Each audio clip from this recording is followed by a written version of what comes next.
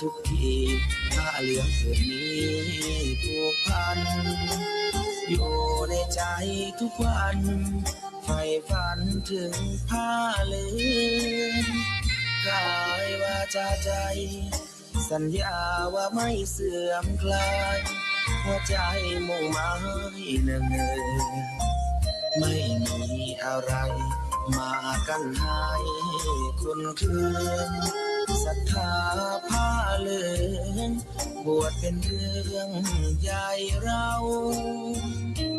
วันรอคอยเข้าโบสถ์ได้บวชเสียทีเป็นคนสุขเต็มที่ตามรอยความดีพระพุทธเจ้าไม่ลืมบุญคุณพ่อแม่การุณเลี้ยงเราผ้าเหลืองห่มกายคลายเศร้าพ่อเราแม่เราศรัทธาสุขใจจริงๆเป็นชายแต่หัวใจสิงพูดจริงทำจริงทุกอย่างทุกคืนทุกวันผ้าเหลืองพันผูกกายาโอ้น้อวาสนาพระธรรมนำพาชีวิต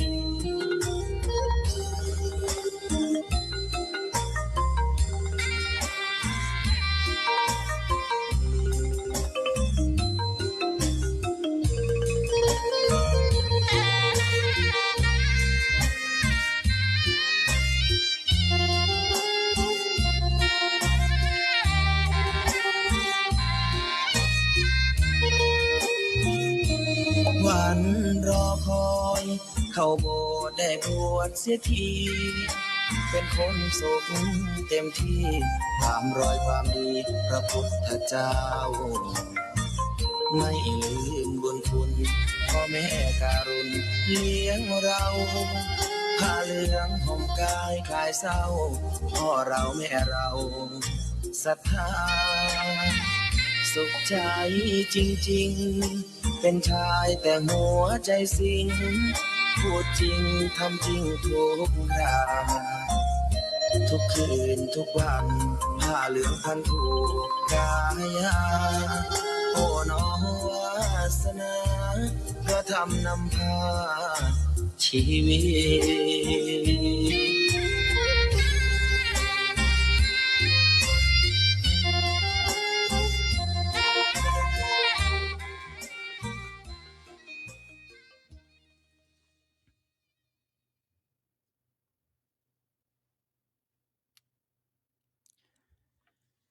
นามาธุรัตนัตยัสสะขอถวายความนอบน้อมแด่พระรัตนตรัยกราบถวายความเคารพพระมหาเถระพระเถรานุเถระเจ้าคณะพระสังฆาธิการกราบขอโอกาสพระครูวิสิตกิจจาธรที่ปรึกษาเจ้าคณะตำบลอู่ทองเจ้าอาวาสวัดท่าพระยาจักรขอนมัสการเพื่อนสหธรรมิกพันเตอาวุโสทุกรูปและสวัสดีน้องสมณเณรเจริญพรโยมพ่อโยมแม่โยมปู่โยมย่าโยมตาโยมยายโยมลุงโยมป้าโยมนาโยมอาญาติโยมอุบาสกอุบาสิกาผู้ฟังผู้ชมทุกท่านขณะนี้ท่านกำลังรับฟังและรับชมรายการธรรมะสำเนียงเสียงเนอดำเนินรายการสดโดยอาตมาภาพพระสรายุทธสิริสาโรพระลูกวัดท่าพระยาจักรผู้อำนวยการสถานีวิทยุกระจายเสียงเพื่อการเผยแพร่พระพุทธศาสนาคลื่นสาธุเรดิโอ FM 101 เมกะเฮิรตซ์และเป็นผู้อำนวยการสถานีวิทยุกระจายเสียงคลื่นธรรมจักรผู้จวง FM 102 เมกะเฮิรตซ์ที่ตั้งออกอากาศวัดผู้จวงอำเภอบ้านไร่จังหวัดอุทัยธานีผู้อำนวยการสถานีวิทยุกระจายเสียงคลื่นธรรมจักรด่านช้าง FM 103.25 เมกะเฮิรตซ์ที่ตั้งออกอากาศวัดชนประชาเทพนิมิตรอำเภอด่านช้างจังหวัดสุพรรณบุรีผู้อำนวยการสถานีวิทยุกระจายเสียงคลื่นธรรมจักรเกาะแก้ว FM 104.75 เมกะเฮิรตซ์ที่ตั้งออกอากาศวัดไผ่โรงวัวอำเภอสองพี่น้องจังหวัดสุพรรณบุรีผู้อำนวยการสถานีวิทยุกระจายเสียงคลื่นธรรมจักรดอนตาเพชร FM 91.75 เมกะเฮิรตซ์ที่ตั้งออกอากาศวัดพุทธบูชาดอนมะขามอำเภอพนมทวนจังหวัดกาญจนบุรี แค่บอกตำแหน่งผู้อำนวยการก็ไปครูบาอาจารย์ซึ่งคลื่นสาธุเรดิโอ FM 101 เมกะเฮิรตซ์เป็นแม่ข่ายถ่ายทอดสัญญาณเสียงออกอากาศจากวัดท่าพระยาจักรหรือว่าวัดช่องลมบ้านท่าพระหมู่ที่12ตำบลอู่ทองอำเภออู่ทองจังหวัดสุพรรณบุรีรหัสไปรษณีย์72160หมายเลขโทรศัพท์0625959123และเชื่อมโยงไปออกอากาศยังสถานีวิทยุกระจายเสียงพระพุทธศาสนาในกำกับของมหาเถรสมาคมหลายคลื่นความถี่พร้อมกันและภาคีเครือข่ายเผยแผ่พระพุทธศาสนาช่วยกันเผยแผ่ธรรมะออกอากาศอย่างคลื่นสถานีของท่านอีกหลายสถานีต้องกราบขอบพระคุณครูบาอาจารย์ผู้อำนวยการผู้บริหารสถานีทุกคลื่นความถี่มาณโอกาสนี้และถ่ายทอดไปยังสื่อออนไลน์โซเชียลมีเดียหลายแพลตฟอร์มด้วยกันทั้งของสาธุเรดิโอของครูบาอาจารย์ศูนย์ปฏิบัติธรรมดีเมืองแมนเชสเตอร์ประเทศอังกฤษก็ขอบพระคุณครูบาอาจารย์ทุกรูปทุกท่านที่เมตตาให้ใจช่องสัญญาณยังมีวิทยุออนไลน์ชื่อแอปวิทยุพระพุทธศาสนาทั่วไทยโหลดมาติดตั้งรับฟังในระบบโทรศัพท์ Android รายการธรรมะสำเนียงเสียงเนอดำเนินรายการสดเป็นประจำทุกวันตั้งแต่เวลา14 นาฬิกาถึงเวลา15 นาฬิกาที่ประเทศไทยประเทศอังกฤษยามเช้า8 นาฬิกายุโรปฝรั่งเศส9 นาฬิกา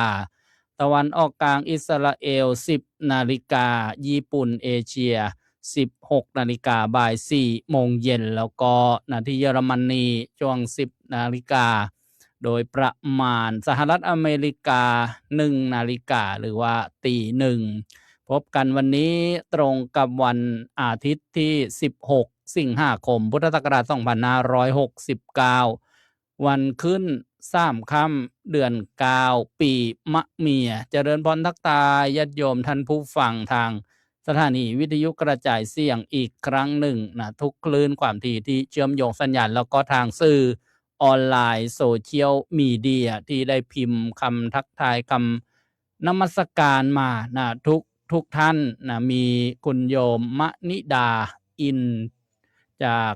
รู้สึกน่าจะเป็นต่างประเทศเจริญพรโยมแม่ชีบุญเรืองทองพิกุลวัดป่าจริยธรรมปีนี้พรรษานี้ไปอยู่ที่วัดศรีอุดมวงศ์อำเภอวังสะพุงจังหวัดเลยบอกว่ากลับไปฟังวิทยุก่อนมานมัสการทางออนไลน์ยมฉลวยชมสี่อู่ทองยมพะเยาวังกุมอู่ทองยมนนทรีแบโลยามเช้าประเทศอังกฤษบอกว่าแชร์แล้วอ่านข้อความบางทีอ่านจากข้างล่างขึ้นข้างบนลงข้างล่างบางครั้งยมส้มยิ่งมีชื่อบันมีลพบุรียมกรสวยอุบลราชธานียมสุพินโกลฟิงเกอร์อนุโมทนาสาธุโยมแม่จงรักโซพลอำเภอนาด้วงจังหวัดเลยโยมกรพัฒน์นมโนอนุโมทนายมละออนูทองอูทองยมปลาเกษินีนนทบุรียมแม่สำลีเล่าเมืองกลางนาตาลอุบลราชธานียมแอปเศรษฐกิจยมยายน้อยกัญญาภักดิ์ภูลสวัสดิ์บางสะพานประจวบคีรีขันธ์ยมเมียวบุญญนุชเนียมนุชนนทบุรีอนุโมทนาแม่โยมบุญเรือนพัดเย็นจากบางสะพานน้อยประจวบคีรีขันธ์โยมแม่ชีบุญเรืองมาติดกันเลยบุญเรือนกับบุญเรืองทองพิกุลกำลังรับชมรับฟังแชร์แล้วยมพินทิพย์เด่นชัยประดิษฐราดุทองยมสุชาดาโกรธจากเยอรมนีใส่สาย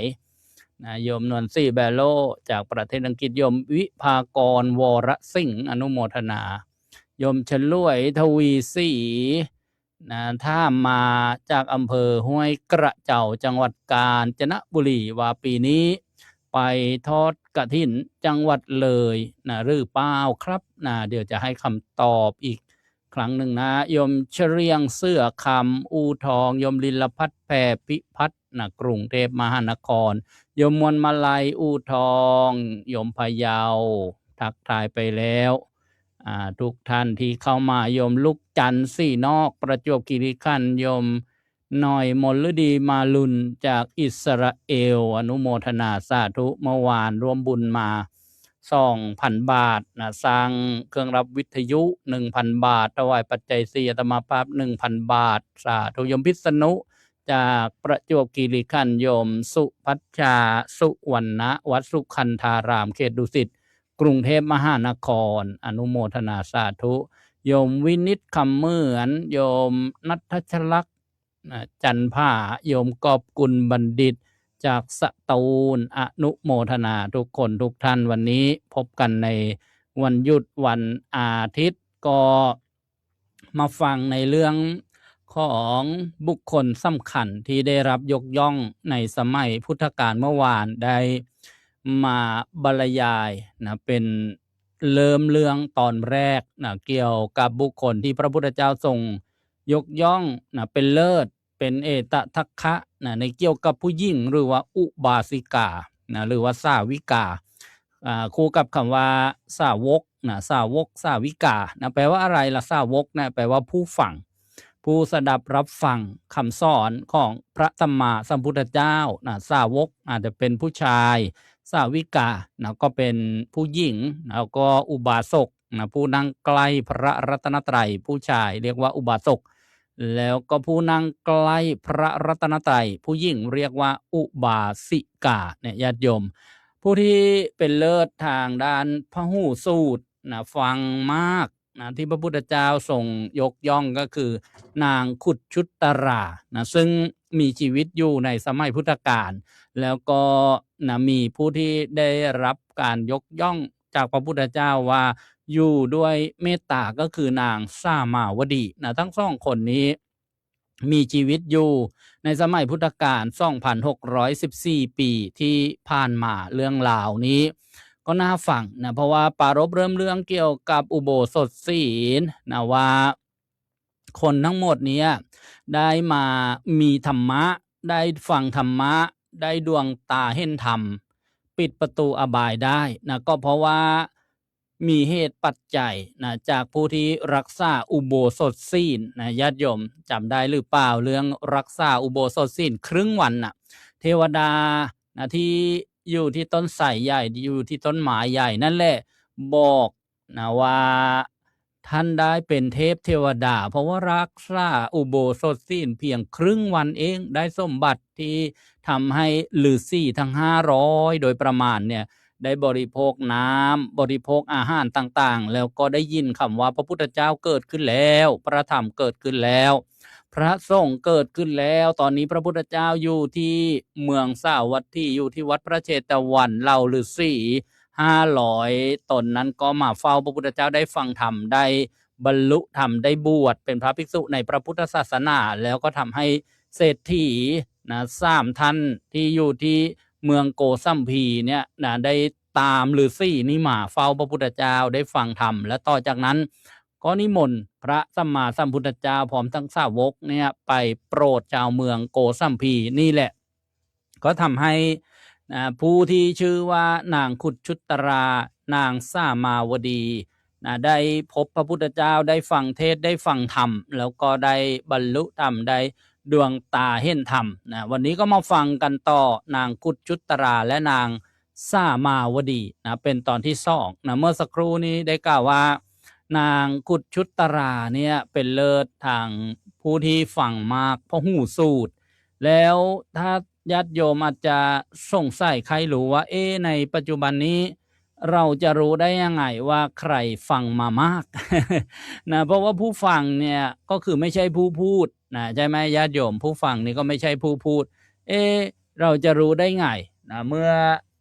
เราพบปะผู้คนมากมายนะถ้าทุกคนเนี่ยไม่พูดกันเลยเราก็จะไม่รู้ใช่ไหมและทีเนี้ย นะก็มีความรู้ในพระพุทธศาสนาอยู่2เรื่องด้วยกันก็คือว่าเราจะรู้ว่าใครนะมีปัญญากับเราจะรู้ว่าใครมีศีลนะ2อย่างเนี่ยเราจะทำยังไงนะญาติโยมเราจะทำยังไงประการที่1เราจะรู้ว่าใครมีปัญญาก็คือว่าใครฟังมามากเนี่ยก็ต้องสนทนากันนะคุยกันสนทนากันหรือว่าสนทนาธรรมกันเนี่ยเราจะรู้ว่าใครมีปัญญาหรือไม่มีปัญญานะบางครั้งเราก็คงจะเคยผ่านในเรื่องของการถามตอบปัญหาธรรมะเช่นในคัมภีร์มิลินทปัญหาคัมภีร์ที่เกิดหลังพระพุทธเจ้าปรินิพพานนะประมาณ500นะญาติโยมนะก็มีนะบุคคลสำคัญนะที่มีการถามตอบกันนะแล้วก็เป็นคัมภีร์พระพุทธศาสนาสืบมาจนถึงปัจจุบันเนี่ยเห็นไหมจะรู้ว่ามีปัญญาหรือไม่มีปัญญานะก็คือว่าจะรู้ว่าฟังมามากหรือฟังมาไม่มากเนี่ยก็ต้องสนทนากันนี่อย่างที่1อย่างที่2เราจะรู้เรื่องใครมีศีลศีลเป็นยังไงมีศีลดีไหมมีศีลบริสุทธิ์ไหมจะทำยังไงต้องอยู่ร่วมกันอยู่ร่วมกันยังไงอยู่ด้วยกันอยู่นะสถานที่เดียวกันเช่นอยู่เป็นพระภิกษุก็อยู่วัดเดียวกันนะเพราะว่าจะต้องมีการพบปะกันเห็นกันเช้าค่ำวันคืนทำกิจวัตรทำกิจกรรมด้วยกันเราก็จะเห็นว่าคนนั้นเนี่ยมีศีลบริสุทธิ์หรือไม่บริสุทธิ์ต้องรู้ได้ด้วยการอยู่ร่วมกันสรุปว่าประการที่1จะรู้ว่าใครมีปัญญาฟังมากนี่ก็ต้องสนทนากันสนทนาธรรมกันอย่างนี้เป็นต้นประการที่2จะรู้ว่าใครมีศีลใครไม่มีศีลต้องอยู่รวมกันเห็นไหมนี้หมายถึงว่าที่ได้กล่าวว่านางขุดชุตรานะผู้ฟังมากทีนี้ก็มาฟังกันในคัมภีร์อรรถกถาอธิบายขยายความพระพุทธพจน์บทพระบาลีพระไตรปิฎกเนี่ยในเรื่องของนางขุดชุตรานางสามาวดีก็มีนะเรื่องเกิดขึ้นนะในสมัยพุทธกาลนะที่เมืองโกสัมพีเนี่ยย้อนรอยถอยล่างไปนะก่อนที่จะมาเป็นนางขุดชุตราซึ่งมีลักษณะรูปร่างกายเป็นยิ่งค่อมนะยิ่งร่างค่อมนะจำไว้นะนางขุดชุตราเป็นยิ่งร่างค่อมนางสามาวดีเป็นผู้ที่อยู่ด้วยเมตตานะอยู่ด้วยความเมตตาทีนี้ในคัมภีร์อรรถกถานี้นะท่านย้อนลอยถอยหลังนะในอดีตการนานไกลในสมัยที่มีพระพุทธเจ้ามาอุบัติตรัสรู้ในโลกนี้นะโยมก็อาจจะงงว่าพระพุทธเจ้านี่มีหลายพระองค์หรือนะนอกจากมีสมณะโคดมที่อยู่ในยุคของเราเนี่ยยังมีพระองค์อื่นอีกหรือโอ้ยมีมากมายหลายพระองค์พระพุทธเจ้าพระสัมมาสัมพุทธเจ้ามีหลายพระองค์ที่มาอุบัติตรัสรู้และเสด็จดับขันธ์เข้าสู่ปรินิพพานไปแล้วญาติโยมในสมัยนั้นนี่มีพระพุทธเจ้าพระนามว่าปทุมุตตระนะท่านถือนะปฏิสนธินะในเรือนของกรุงหั่งสาวดีใครล่ะคือปฏิสนธิก็คือนางขุดชุตราและนางสามาวดีเนี่ยนะเกิดในสมัยพระพุทธเจ้ามีพระนามว่าปทุมุตตระนะ2คนเนี่ยเกิดในเรือนนะสกุลก็คือนะมีฐานะดีว่าอย่างนั้นนะกรุงหั่งสาวดีเนี่ยแล้วทีนี้เมื่อมีพระพุทธเจ้าอุบัติบังเกิดขึ้นแล้วทั้งสองในอดีตเนี่ยนะก็ได้ไปฟังธรรมของพระสัมมาสัมพุทธเจ้านะไปที่วัดที่นี้แหละญาติโยมพอไปเห็นว่าพระสัมมาสัมพุทธเจ้าพระนามว่าปทุมุตตระเนี่ยทรงสถาปนาก็คือแต่งตั้งยกย่องอุบาสิกาผู้หนึ่งให้อยู่ในตำแหน่งเอตทัคคะนะก็คือความเป็นเลิศกว่าอุบาสิกาและนะอริยสาวิกาว่าผู้อื่นเลยนะในตำแหน่งที่เป็นผู้มีความฟังมากนะเรียกว่าเป็นผู้หูสูตรทีนี้ไปเห็นว่าพระพุทธเจ้าพระนามว่าปทุมุตตระเนี่ยแต่งตั้งนะหรือสถาปนาอุบาสิกานะคนหนึ่งเนี่ยให้อยู่ในตำแหน่งพระหูสูตรนางก็เกิดความประทับใจนะเรียกว่ามีความพอใจมีความพอใจนะมีความชอบใจมีความประทับใจนะตำแหน่ง พหูสูตรที่พระพุทธเจ้าพระนามว่าปทุมุตระทรงสถาปนาอุบาสิกาคนนั้นแล้วทำยังไงนะญาติโยมนางคนนี้ก็เลยทำกุศลให้ยิ่งยวดขึ้นไปนะมีอะไรบ้างล่ะถวายทานรักษาศีลฟังเทศน์ฟังธรรมเรียกว่าทำกุศลให้ยิ่งยวดขึ้นไปต่อจากนั้นก็ปรารถนาตำแหน่งนั้นนี่เรียกว่าได้เห็นตัวอย่างแล้วเกิดความประทับใจนะแล้วก็มีความปรารถนาในตำแหน่งพหูสูตรนะแล้วทำยังไงละจึงจะสมความมุ่งมา่ปรารถนาต้องทำกุศลให้ยิ่งยวดขึ้นไปนะแล้วก็ตั้งความปรารถนาอันนี้ก็คือว่าให้ญาติโยมได้ฟังนะว่าในชีวิตประจำวันของเราเนี่ยขอให้เราเนี่ยมีนะความปรารถนาที่ดีงาม เห็นใครที่ประสบความสำเร็จนะไม่ว่าจะเป็น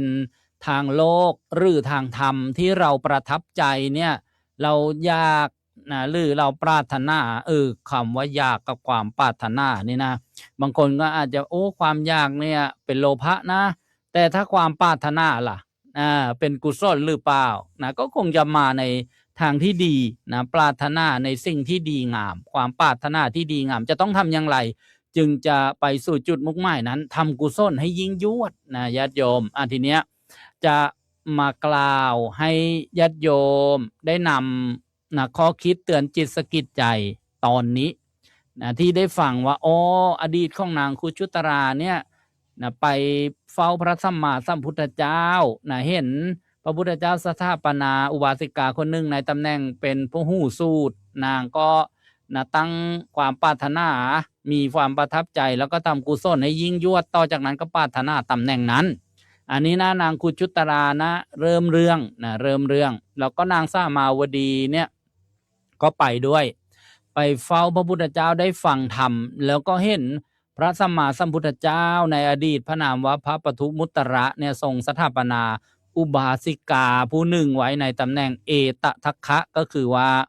มีความเป็นเลิศกว่าพวกอุบาสิกาและอริยสาวกาเป็นผู้อยู่ด้วยเมตตานางก็จึงทำกุศลให้ยิ่งยวดขึ้นไปแล้วก็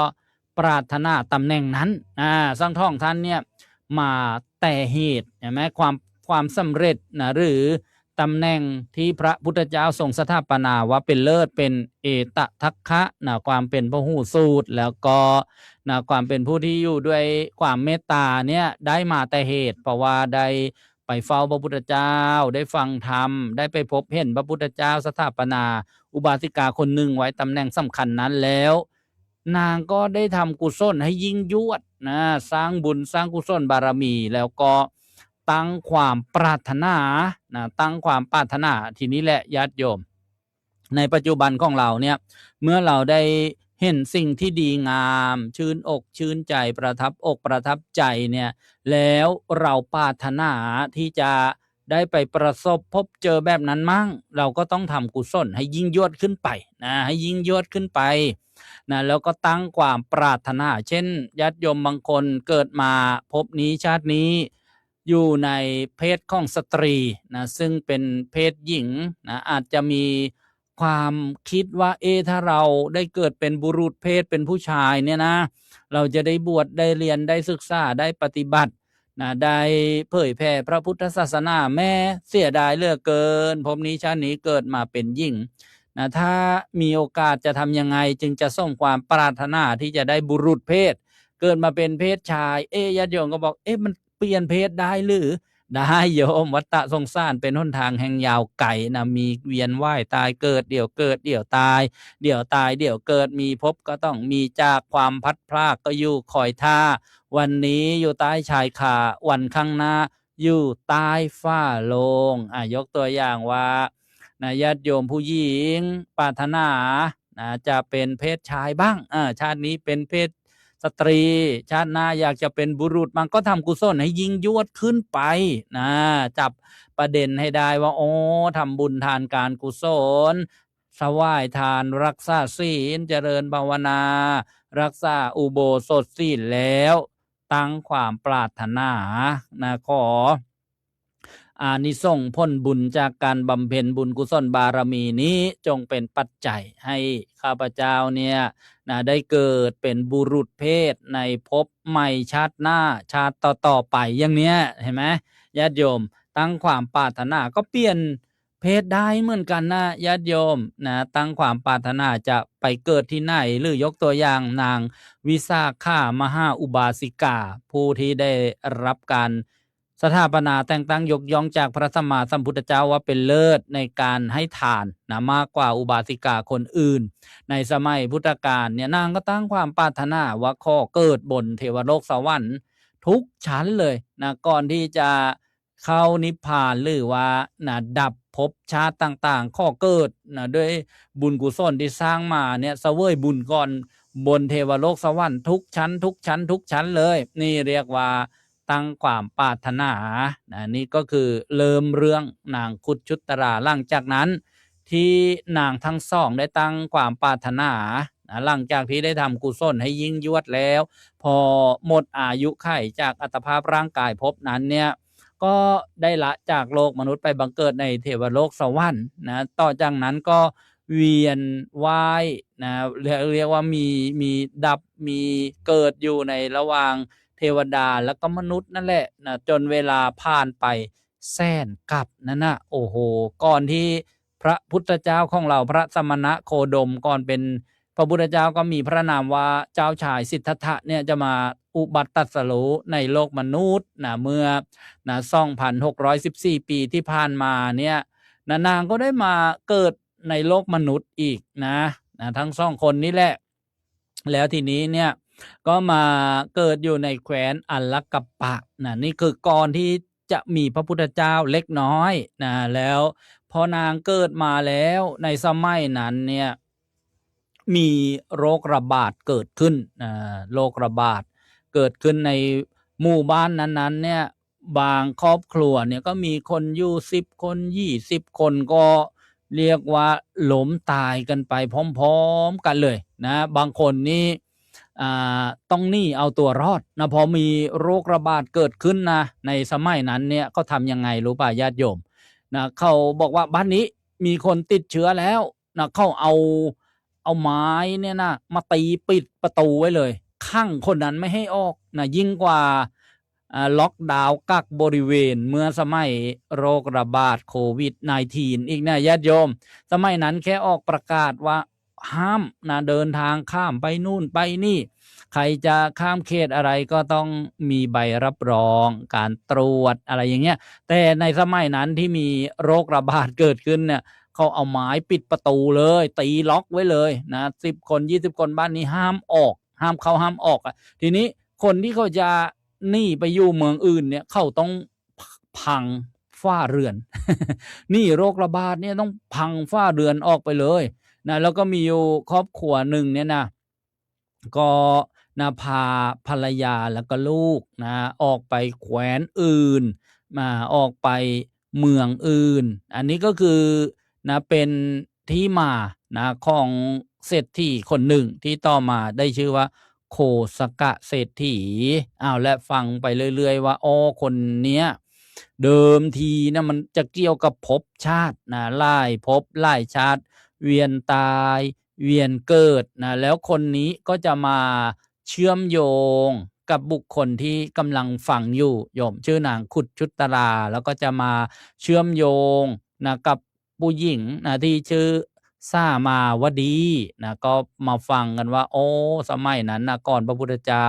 อุบัติตรัสรู้เล็กน้อยที่แคว้นอัลลกัปปะนี่เกิดโรคระบาดเกิดขึ้นแล้วก็มีครอบครัวหนึ่งเนี่ยพาลูก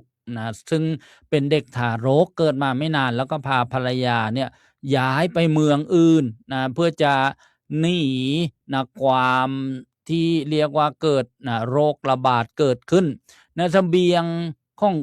คนนี้หมดในระหว่างทางพอเป็นอย่างนั้นแล้วก็ทำให้เขาเนี่ยอ่อนแรงลงไปพ่อกับแม่แล้วก็มีลูกคนหนึ่งผัดกันอุ้มเด็กไปทีนี้ผู้ที่เป็นพ่อเป็นบิดาของเด็กทารกเนี่ยพอเลี้ยวแรงลดน้อยลงถืออุ้มลูกไปด้วยใช่ไหม นะคิดว่าโอ้คงไม่รอดแน่เลยเอาอย่างนี้ดีกว่านะถ้าลูกเนี่ยจะเป็นภาระเนี่ยเข้ากับภรรยาเนี่ย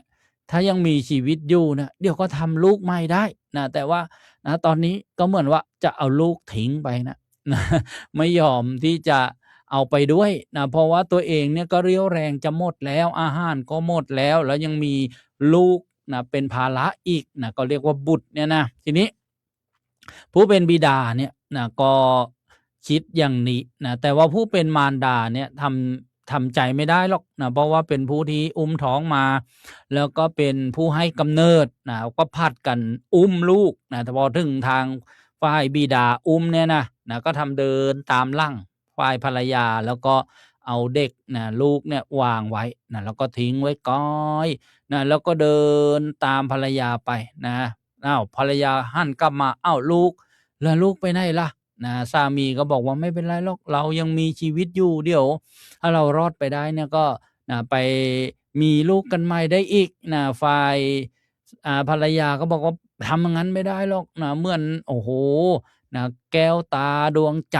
นะทำไมใจร้ายอย่างนี้ให้กลับไปเอาลูกมาสรุปว่าทำอยู่อย่างนั้นแหละสุดท้ายเนี่ยนะฝ่ายสามีนะผู้เป็นบิดาของบุตรหรือว่าเด็กทารกนั้นนะก็ทิ้งเด็กทารกไว้โอ้ทีเนี้ยนะผู้เป็นแม่มารดานี่ก็เสียใจต่อว่าคนนี้ใจร้ายนู่นนี่นั่นนะฝ่ายสามีก็อ้อนวอนขอโทษนะขออภัยเถอะอะไรเงี้ยแล้วก็ชวนกันเดินทางต่อไปทีนี้นะพอมาถึงที่แห่งหนึ่งเนี่ยเขาบอกว่ามีคนเลี้ยงโคอยู่คนเลี้ยงโคก็คือคนเลี้ยงวัวมีคู่วัวมากมายนะแล้วก็อันนี้มาตั้งเมืองแล้วใช่ไหมล่ะคนเลี้ยงโคเนี่ยเขาก็หุงข้าวนะหุงข้าวเขาเรียกว่าหุงป่ายาตคือข้าวแห้งๆไม่มีน้ำนะที่นะเขาจะเอาไว้กินนะใส่พวกเนยพวกอะไรเนี่ยนะพอมาเห็นสามีภรรยาสองคนเนี่ยเป็นคนที่เดินทางมาจากเมืองอื่นนะหิวโซมาเลยคนเลี้ยงโคนี่ก็เกิดนะมีใจเมตตานะในตอนเย็นๆนั้นพอหุงข้าวป่ายาตแล้วก็นะต้อนรับแขกผู้มาเยือนนะเรียกว่ามีน้ำจิตน้ำใจดีก็คงเห็นว่าสองสามีภรรยานะหิวก็เอาข้าวเขาเรียกว่าข้าวป่ายาตข้าวที่หุงแห้งๆนะคล้ายๆข้าวเปียกบ้านเราเนี่ยนะใส่เต็มภาชนะเลยแล้วก็มีเนยใส่มาด้วยแต่นี้สองสามีภรรยาเนี่ยก็ได้กินคนที่เป็นภรรยาเป็นผู้หญิงเนี่ยบริโภคพอประมาณพอเห็นว่าบุรุษหรือว่าสามีเนี่ยหิวมากกว่าใช่ไหมนะก็เอาของส่วนของตัวเองเนี่ยเอาไปให้อีก ทีนี้นะสามีเนี่ยบริโภคไปมากนะบริโภคไปมากนะก็อึดอัดนะหลังเที่ยงคืนเนี่ยเขาเสียชีวิตนะแต่ก่อนหน้านั้นนะเขาเห็นบ้านคนเลี้ยงโคเนี่ยเลี้ยงสุนัขไว้ด้วยใช่ไหมแล้วก็ได้กินอาหารดีๆจิตนะมันไปผูกพันนะญาติโยมพอไปเห็น สุนัขหรือว่าบ้านเราเรียกหมาเนี่ยไปผูกพันแล้วก็กลางคืนร่างเที่ยงคืนไปเนี่ยอาหารไม่ย่อยชายคนนี้ตายญาติโยมนะเสียชีวิตตายแล้วทีนี้ด้วยความผูกพันกับบ้านที่เลี้ยงโคเนี่ยบ้านนี้ก็มีสุนัขนะเพศเมียด้วย สรุปพอตายจากคนปุ๊บนะมาเกิดในท้องสุนัขนะในท้องม้านั่นเองเป็นสุนัขที่คนเลี้ยงโคเนี่ยเลี้ยงไว้เห็นไหมเนี่ยญาติโยมจิตนี่มันไวนะพอมาเกิดในท้องของสุนัขแล้วได้นะเวลาประมาณกี่เดือนล่ะนะสุนัขนะหรือว่าม้านี่ท้องกี่เดือนญาติโยม เคย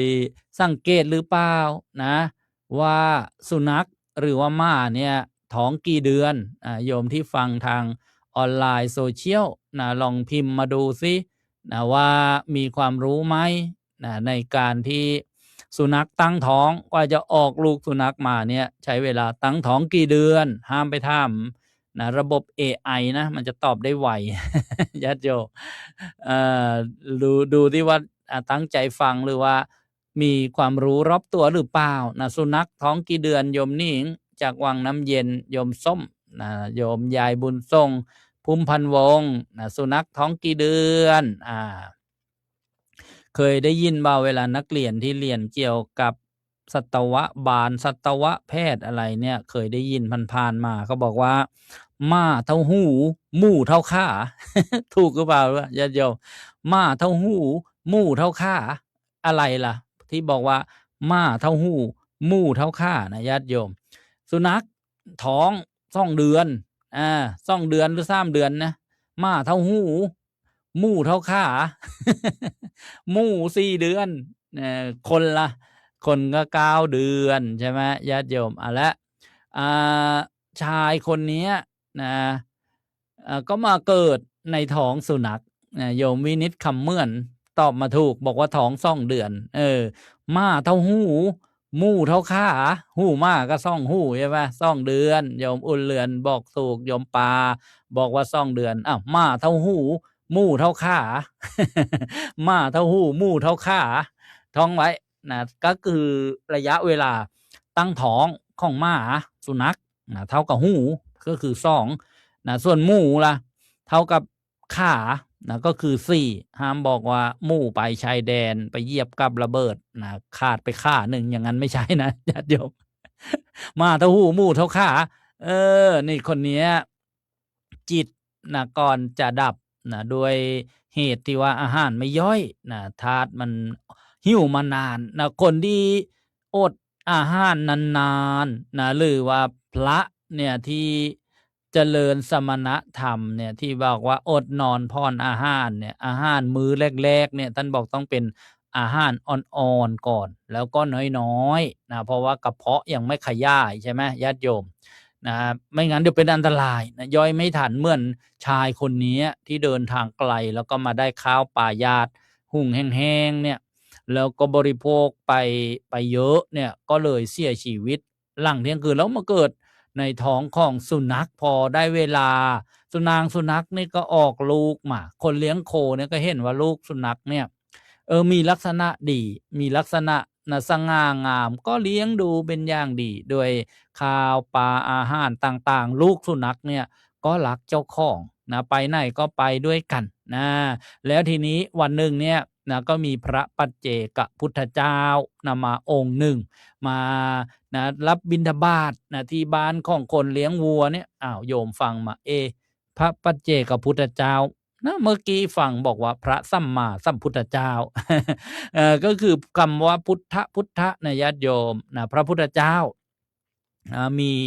นะ2 ประเภทนะคือใครล่ะผู้ตรัสรู้ชอบได้โดยพระองค์เองคือพระพุทธเจ้านะญาติโยมนะพระพุทธเจ้าก็คือตรัสรู้อริยสัจ4นะดับกิเลสทั้งปวงด้วยพระองค์เองโดยไม่ต้องฟังธรรมจากใครนะญาติโยมมี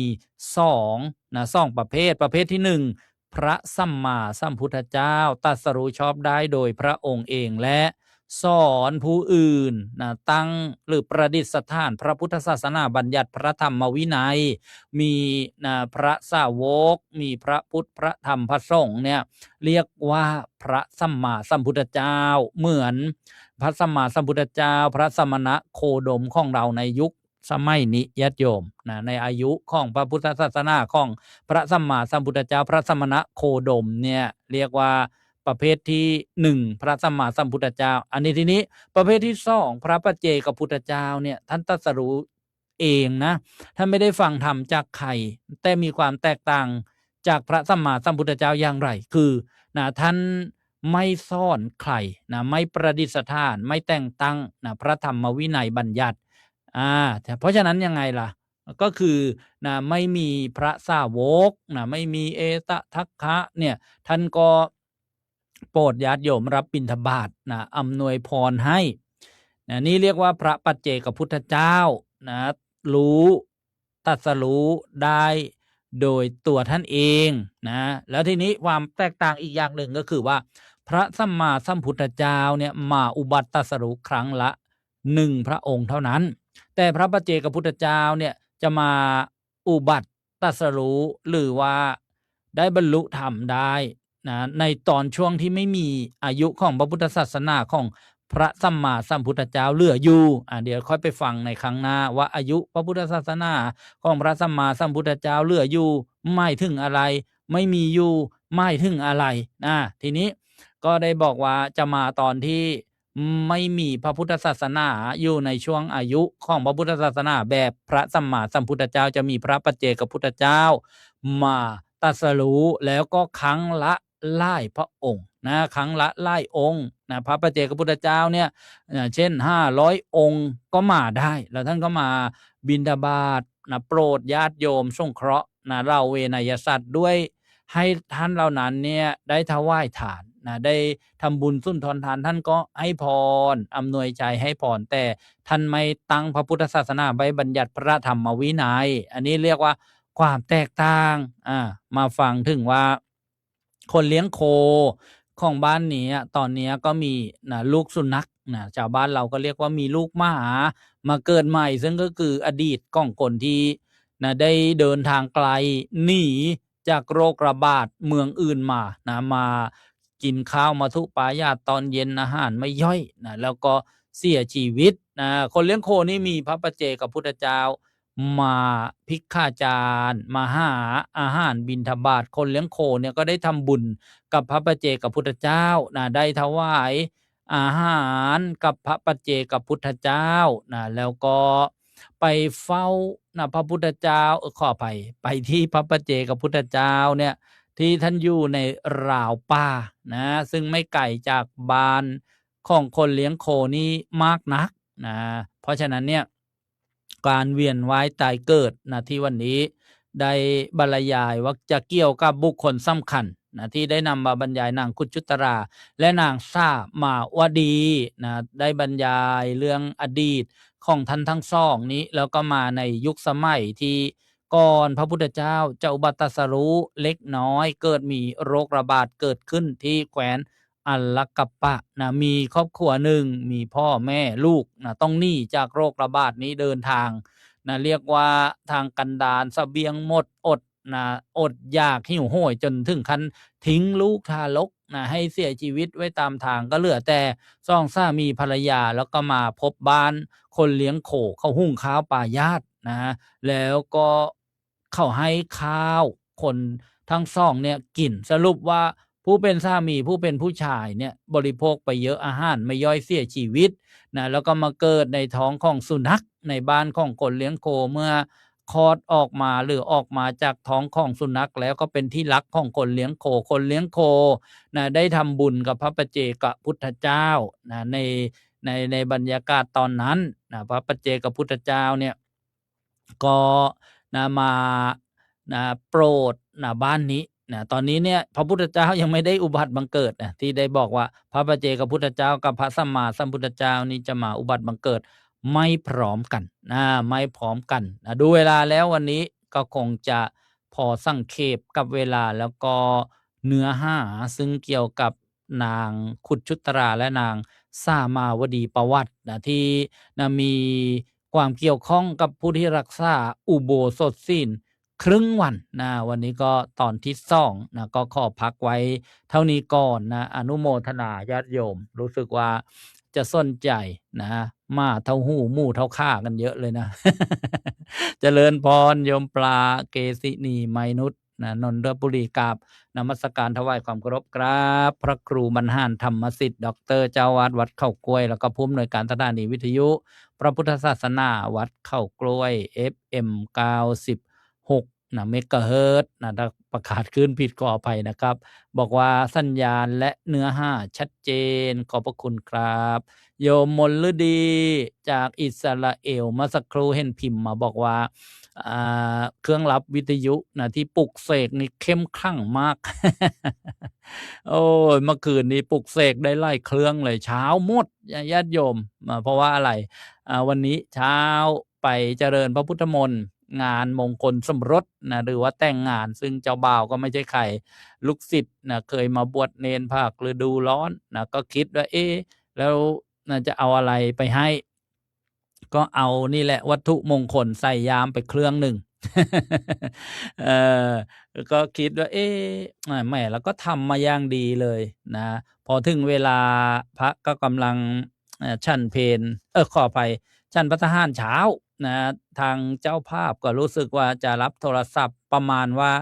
ได้เวลาหรือยังเนี่ยใกล้เวลาขันหมากจะมาแล้วนะหมายถึงว่าเวลาที่นะเกี่ยวกับพระเนี่ยอาจจะไม่มีเวลาที่จะกล่าวธรรมะเพื่อเป็นเครื่องเตือนจิตสะกิดใจนะครูบ่าวสาวนะก็เลยบอกเอาอย่างนี้วันนี้เวลาน้อยนะพระอาจารย์ก็จะมีของวัตถุมงคลมอบให้ก็เลยมอบวิทยุให้นะบอกว่าเนี่ยเอาไปไว้ในหัวนอนเลยนะเอาไว้ฟังพระอาจารย์จะตามมาสอนว่าอย่างนั้น นี่บรรยากาศตอนเช้าเดี๋ยวตอนนี้มีแม่ชีนิดจากวัดดอนยางโทรศัพท์เข้ามาเจริญพรแม่ชีนิด นมัสการค่ะอาจารย์ ยังอยู่ อย่างนี้กูว่าที่ข้างห้องเขาบอกว่าอะไรเกี่ยงว่าทางอาจารย์ว่าสูญเสียอะไร นึกว่าโยมอาจารย์เป็นอะไร เหมือนเดิมโยม คะ เหมือนเดิม อาจารย์ก็ใจไม่ดีโทรตั้งกับอาจารย์พูดทีแรกแล้ว คนที่ฟังรายการอยู่นะก็จะรู้แต่คนที่ไม่ฟังแล้วก็ไปฟังจากที่อื่นมาบางทีก็เข้าใจผิดพูดผิดกันก็เรียกว่าลือกันไปผิดๆอย่างนั้นก็อาจจะเป็นได้นะ จ้า ท่านก็ใจไม่ดีเลยโทรไปถามอาจารย์ อ๋ออ้าวอยู่ดี ที่โทร อยู่ดี ที่โทรไปงั้นอย่าเป็นห่วงอาจารย์ อ๋ออนุโมทนาสาธุ จ้าอาจารย์สบายดีอ่ะ อ้าวพอยังอัตภาพ พูดอย่างนั้นครับท่านก็เหมือนกันแหละอาจารย์ อ๋อ เหนื่อย อ้าวโมทนานะ จ้านัก เจริญพรโยมน้อยมนฤดีบอกว่าโยม มาเอาของข้างไปแล้วเมื่อวานไปเปิดฟังแล้วนะรอบเจดีย์เลย ก็คือโยมนี่พวกเนี้ยอยู่ติดเสาวิทยุเลยนะก็คงจะชัดแจ้วอะนะทีนี้เมื่อเช้าเราว่าไปงานแต่งมาก็เลยเอาวิทยุเนี่ยบอกเนี่ยวัตถุมงคลพระอาจารย์ปลุกเสกมาทั้งคืนเลยนะเอาให้ครูบ่าวสาวไว้ฟังนะฟังธรรมะแล้วก็บอกข้อธรรมะนะของคารวะธรรมนะสัจจะธรรมะขันติจาคะนะแล้วก็เสร็จพิธีทีนี้ช่วงเพลช่วงเพลก็ไปงานทำบุญครบรอบปีนะปูเสียชีวิตแม่ยุพินอุ่นใจดีนะที่บ้านปลายน้ำหรือว่าดอนมะกอกว่านทางอำเภอเมืองก็ไปกับพระแล้วก็โยมก็บอกว่าเอาวัตถุมงคลมาฝากด้วยรุ่นหนึ่ง แต่มาตั้งชื่อรุ่นให้ก็ได้ไป5 เครื่อง ไปถึงก็เอาสายศีลพันนะบอกเดี๋ยวมาปลุกเสกก่อนนะเข้าพิธีมาแล้วนะ ต้องนั่งปลกสวดมนต์กันก่อนโยมก็ค่ำใหญ่เลย ขออภัยนมัสการครับพระอาจารย์พระครูบรรหารธรรมสิทธิ์ดอกเตอรนะบอกว่าปีนี้มีโปรแกรมไปอินเดียอาชันตาไหมถ้าประมาณเดือนไหนมีโยมสอบถามมาครับขอบพระคุณครับปีนี้ปลายปีมีไปอินเดียครับแล้วก็ญาติโยมบอกข่าวด้วยนะจัดไปอินเดียจัดแล้วยังไม่ได้พิมพ์โบชัวร์ออกมาเลย23 พฤศจิกาถึง3 ธันวาคมนะ10 คืน 11 วันสังเวชนียสถานทั้ง4 ตำบลก็คือสถานที่ประสูติตรัสรู้แสดงปฐมเทศนาและเสด็จดับขันเข้าสู่ปรินิพพานแล้วมีที่พิเศษ3 ที่นะก็คือที่เมืองหลวงนิวเดลีกับพระบรมสารีริกธาตุแล้วก็นะกราบนะสถานที่พระพุทธเจ้าแสดงมหาสติปัฏฐานสูตรนะที่แคว้นกุรุแล้วก็มาที่เมืองอัครามีทัชมาหารนะแล้วก็อัคราฟอร์ดแล้วก็มาที่เมืองสังกัสสะสถานที่พระพุทธเจ้าเสด็จลงจากเทวโลกสวรรค์ชั้นดาวดึงส์นี่เป็นที่พิเศษนะบินจากสนามบินสุวรรณภูมิไปลงที่เมืองนิวเดลีค่าไปค่ากลับบินจากพุทธคยามาลงสุวรรณภูมิแล้วก็วันที่2 ธันวาคมนะคณะของเราจะได้ร่วมพิธีเปิดงานสาธยายพระไตรปิฎกนานาชาตินะที่พุทธคยานี่ก็เป็นโปรแกรม สำหรับปีนี้นะญาติโยมมีศรัทธาก็สอบถามข้อมูลเพิ่มเติมเข้ามาได้ หมายเลขโทรศัพท์ 0625959123 เป็นทั้งไลน์เป็นทั้งโทรศัพท์เป็นทั้งพร้อมเพย์นะญาติโยมที่มีศรัทธามีทรัพย์ก็มาร่วมคณะกันได้จัดแค่ประมาณ30ที่นั่งนะญาติโยมกับบริษัทท่องฝาถั่วบริษัทท่องฝาถั่วติดตามผลงานได้ทางสื่อออนไลน์โซเชียลมีเดียมีนะผลงานมากมายใช้บริการร่วมกันมาหลายปีประชาสัมพันธ์บอกให้ทราบญาติโยมนะครั้งต่อไปจะได้มีรายละเอียดนะเมื่อสักครู่นี้เล่ามาถึงว่าช่วงเพลนะก็นำไปตามที่โยมประสงค์ต้องการบอกว่ารุ่นนี้รุ่นหนึ่งรุ่นใหม่วัตถุมงคลใส่ฐานแบตเตอรี่ชาร์จนะอย่างดีนะชาร์จไปเต็มหมดแล้วนะญาติโยมที่ได้ไปเนี่ยบอกว่ายังไม่ต้องเสียบไฟฟ้านะฟังดูแต่ละคนแต่ละท่านว่าฟังได้กี่วันนะช่วยจดไว้ด้วย จะได้รู้ว่าอ๋อรุ่นเนี้ยนะฟังได้นานแค่ไหนถ้าเทียบเท่ากับทานที่เราไปหาซื้อตามท้องตลาด3 กรเนี่ยนะนี่ก็เลยเรียกว่าเป็นนะบรรยากาศช่วงเพลนกลับมาก็มีคณะญาติโยมเนี่ยมาจากบ้านทุ่งสมออำเภอพนมทวนจังหวัดกาญจนบุรีจริงๆโยมก็อยากจะมาพบอาตมาบอกว่าอาตมาติดงานโยมก็บอกไม่เป็นไรก็นิมนต์พระที่วัดท่าพระยาจากวัดช่องลมนะได้พบปะญาติโยมฉลองศรัทธาโยมมาถวายภัตตาหารเพล5 รูปก็ขออนุโมทนาโยมสำอางโยมแม่สำอางแซ่เหลาพร้อมคณะบ้านทุ่งสมอนะซึ่งโยมก็อายุ80 ปีแล้วนะมาถวายบำรุงสถานีปัจจัย100 บาทอนุโมทนาสาธุแล้วก็อีก2นึงเนี่ยไม่ได้เขียนชื่อมาปัจจัย740 บาทนะก็ขออนุโมทนาแล้วก็ที่ไปบ้านงานนะบ้านโยมวัฒนาโยมวิชัยหรือว่าโยมแสมอุ่นใจดีทำบุญให้คุณพ่อบุญช่วยคุณแม่ยุพินอุ่นใจดีซึ่งเป็นบิดามารดานะของโยมวิชัยอุ่นใจดีหรือว่าโยมแสมก็ร่วมทอดผ้าป่านะปัจจัย 5,000 กว่าบาทบำรุงสถานีแล้วก็มีแม่เสี่ยงพินเอี่ยมสะอาดได้ถวายบาทออมบุญนะบำรุงสถานีวิทยุนะได้บูชาวัตถุมงคลวิทยุไป2 เครื่องด้วยกันนะแล้วก็มีแม่นวลส่งสุวงศ์นะร่วมบุญบำรุงสถานีวิทยุ400 บาทแล้วก็นะเช่าวัตถุมงคลไป2 เครื่อง400 บาทแล้วก็ถวายปัจจัย4อาตมาภาพนะ200 บาทรวมเป็น 1,000 บาทอนุโมทนาตอนนี้มีโยมโทรมาจากชุมพรเจริญพรโยมวิรินทร์นมัสการเจ้าค่ะสาธุรุ่นหนึ่งหมดได้ยังคะรุ่นหนึ่งเนี่ยตอนนี้กำลังรอมวลสารเดี๋ยววันจันทร์คงจะได้มาเพิ่มอาทิตย์หน้าเนี่ยจะต้องส่งให้โยมรุ่นหนึ่งหมดแล้วเหรอก็รุ่นที่ทำอยู่เนี่ยก็เรียกว่ารุ่น1นั่นแหละโยมเมื่อเช้าโอนไปแล้วค่ะขออนุโมทนานะตอน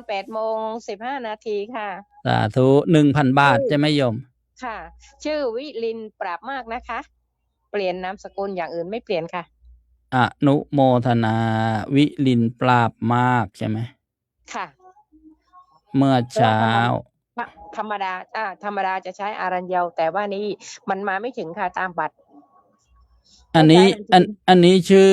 วรวุฒินี่ใครล่ะวรวุฒิว่าผู้โอนมั้งคะใช่เนี่ยเสือขำมั้งคะใช่ผู้โอนแต่ให้บอกชื่อฉันว่าเปลี่ยนนามสกุลเป็นปรับมากอย่างอื่นไม่เปลี่ยนค่ะบ้านเลขที่อะไรเหมือนเดิมอนุโมทนานะไม่ได้จะตามบัตรทาแซะนะค่ะเอาวิทยุกี่เครื่องนะเดี๋ยววันก่อนจดไว้2 เครื่องค่ะเอาเผื่อใช่จดไว้แล้วแล้วก็อีก200นั่นก็โมทนาร่วมกับท่านนะคะอนุโมทนานะเดี๋ยวสัปดาห์หน้าจะส่งให้ค่ะแล้วก็ค่าส่งต่างหากไหมคะยมไม่ต้องจ่ายอะไรแล้วก็รับอย่างเดียวนะค่ะญาติโยมที่รับไม่มีค่าใช้จ่ายนะรวมค่าส่งไปแล้วไปมาไปรษณีย์หรือว่า พัสดุจ้ะ โอ้ค่ะค่ะ ก็รอรับที่บ้านนะคะ อนุโมทนา เดี๋ยวส่งเสร็จจะโทรไปบอกนะ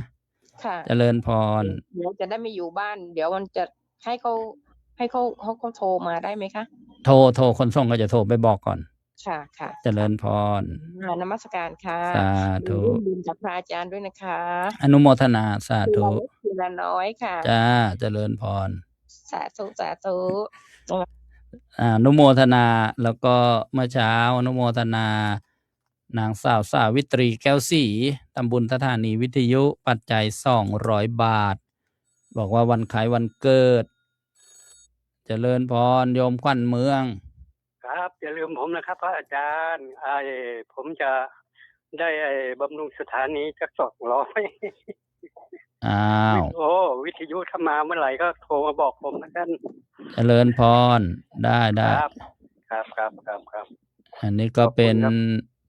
ผู้ฟังที่นะเป็นกลุ่มเปราะบาง พิการทางสายตา ฟังมานานนะแล้วก็เคยเอาไปให้แล้วมาก็เคยไปอยู่ที่บ้านขาม แล้วก็เล่าบรรยากาศเวลาไปงานก็จะเจอญาติโยม เจอโฆษกบอกโยมฟังมานานเนี่ย ใช่พระอาจารย์ต้นไหม บอกใช่โยมนี่แหละตัวจริงนะโอ้เจอตัวเป็นตัวจริงแล้วนะอาตมาก็จับเลย จับได้ ไปอุบลครั้งหนึ่งนะผู้ฟังก็เป็นหมอนวดพิการทางสายตาบอกขอนวดพระอาจารย์น้อยนะแล้วก็เยียบด้วย ผมจะได้คุยได้ว่าเยียบมาแล้ว อนุโมทนายมสุพัชชาสุวรรณะจากกทมบอกว่านะภาพชัดแจ๋วนะแม่หรือว่ามารดาพระมหานะมหาพัฒนะขอท่านเปลี่ยนชื่อ ประภัสรวันโนวัดสุขันธาราม โยมน้อยหัวเราะโยมลันมโนศิลาอนุโมทนาสาธุทุกท่านที่เข้ามา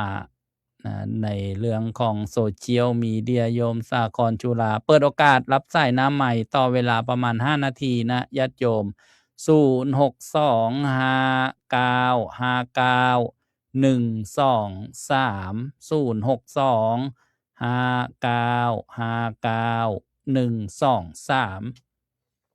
ประชาสัมพันธ์ญาติโยมที่ได้รับนะเครื่องวิทยุไปแล้วเนี่ยนะเวลาเสียบไฟนะมันจะมีการชาร์จ เดี๋ยวค่อยมาพูดต่อ เจริญพรโยมจะรวย ใช่ครับนมัสการครับ ฟังชัดไหมตรงนั้นโยม โอ้โหชัดจัดเลยเนี่ย อยากจะจองวัตถุมงคลทั้ง2 เครื่องเนี่ย ได้เดี๋ยวลงชื่อไว้ก่อน ครับ เนี่ยกำลังสร้างมวลสร้างมาอีก อ๋อครับของโยมปัจจัยด้วย อ๋อเพราะว่า โยม รุ่นเนี้ย คุณภาพดีทั้งเท่าที่สังเกตมาแล้วก็ดูวงจรภายในเนี่ยนะครับ สบายดีนะโยม สบายดีครับผม แล้วกฐินที่วัดหนองปิงเมื่อไหร่ลงกำหนดหรือยัง ปกติมันจะลอยกระทงนะครับ โอ้วันท้ายสุดเลยนะ ท้ายสุดเลย อ๋อ ครับ ปกติ แต่ถ้าไม่ปกติก็มีเจ้าภาพหรืออะไร ตอนนี้ครับถ้าไม่มีถ้าเจ้าภาพเขาต้องการวันไหนก็ว่ากันไป แต่ว่าปกติเนี่ยก็จะเอาวันลอยกระทงนะครับ อ๋อโมทนาแล้วก็มีแข่งเรือเหมือนเดิม ก็ยังไม่แน่ใจเพราะว่าเดี๋ยวก็ต้องประชุมผู้นำกันก่อนถ้าผู้นำเขาแข่งก็คงจะมีเพราะว่ามันก็เป็นประเพณีเหมือนกัน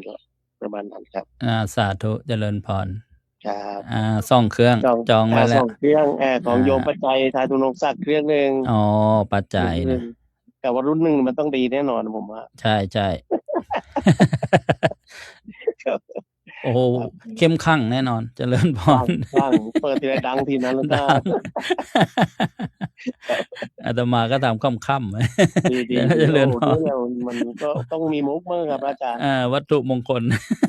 วัตถุมงคล เปิด สามารถที่จะ เปิดแล้วมีมงคลละสูตรด้วยนะ มงคล เสวนาจะพาลานัง ได้ มีมงคล38ก็มีนะ โอ้นั่นแหละ เปิดทุกเย็นเลย ว่าไม่กล้าจะทนไหวเลย จะโมทนาด้วยเจริญพร ครับผมเป็นภาษาการกัน สาธุ ฝากอนุโมทนาบุญญาติโยมห้วยกระเจ้าหลายท่านด้วยกันร่วมบุญกันบางปีก็ไปจังหวัดเลยเป็นคันรถบัสเลยนะเห็นศรัทธาญาติโยมแล้วก็ชื่นอกชื่นใจเจริญพรโยมชำนาญ เขาได้กันแล้วตกลงโยมจะได้ไหมอ่ะ โอ้โหโดนตัดหน้าไปเมื่อเช้าหมดเลย6 เครื่อง ไม่เป็นไรจ้า ยังไม่เปิดซองเลยซองปัจจัยที่ลูกมาให้เมื่อวันเกิดวันแม่น่ะ อ๋อโยมตั้งใจจะเขาเรียกอะไรเนอะ ร่วมบุญ จ้า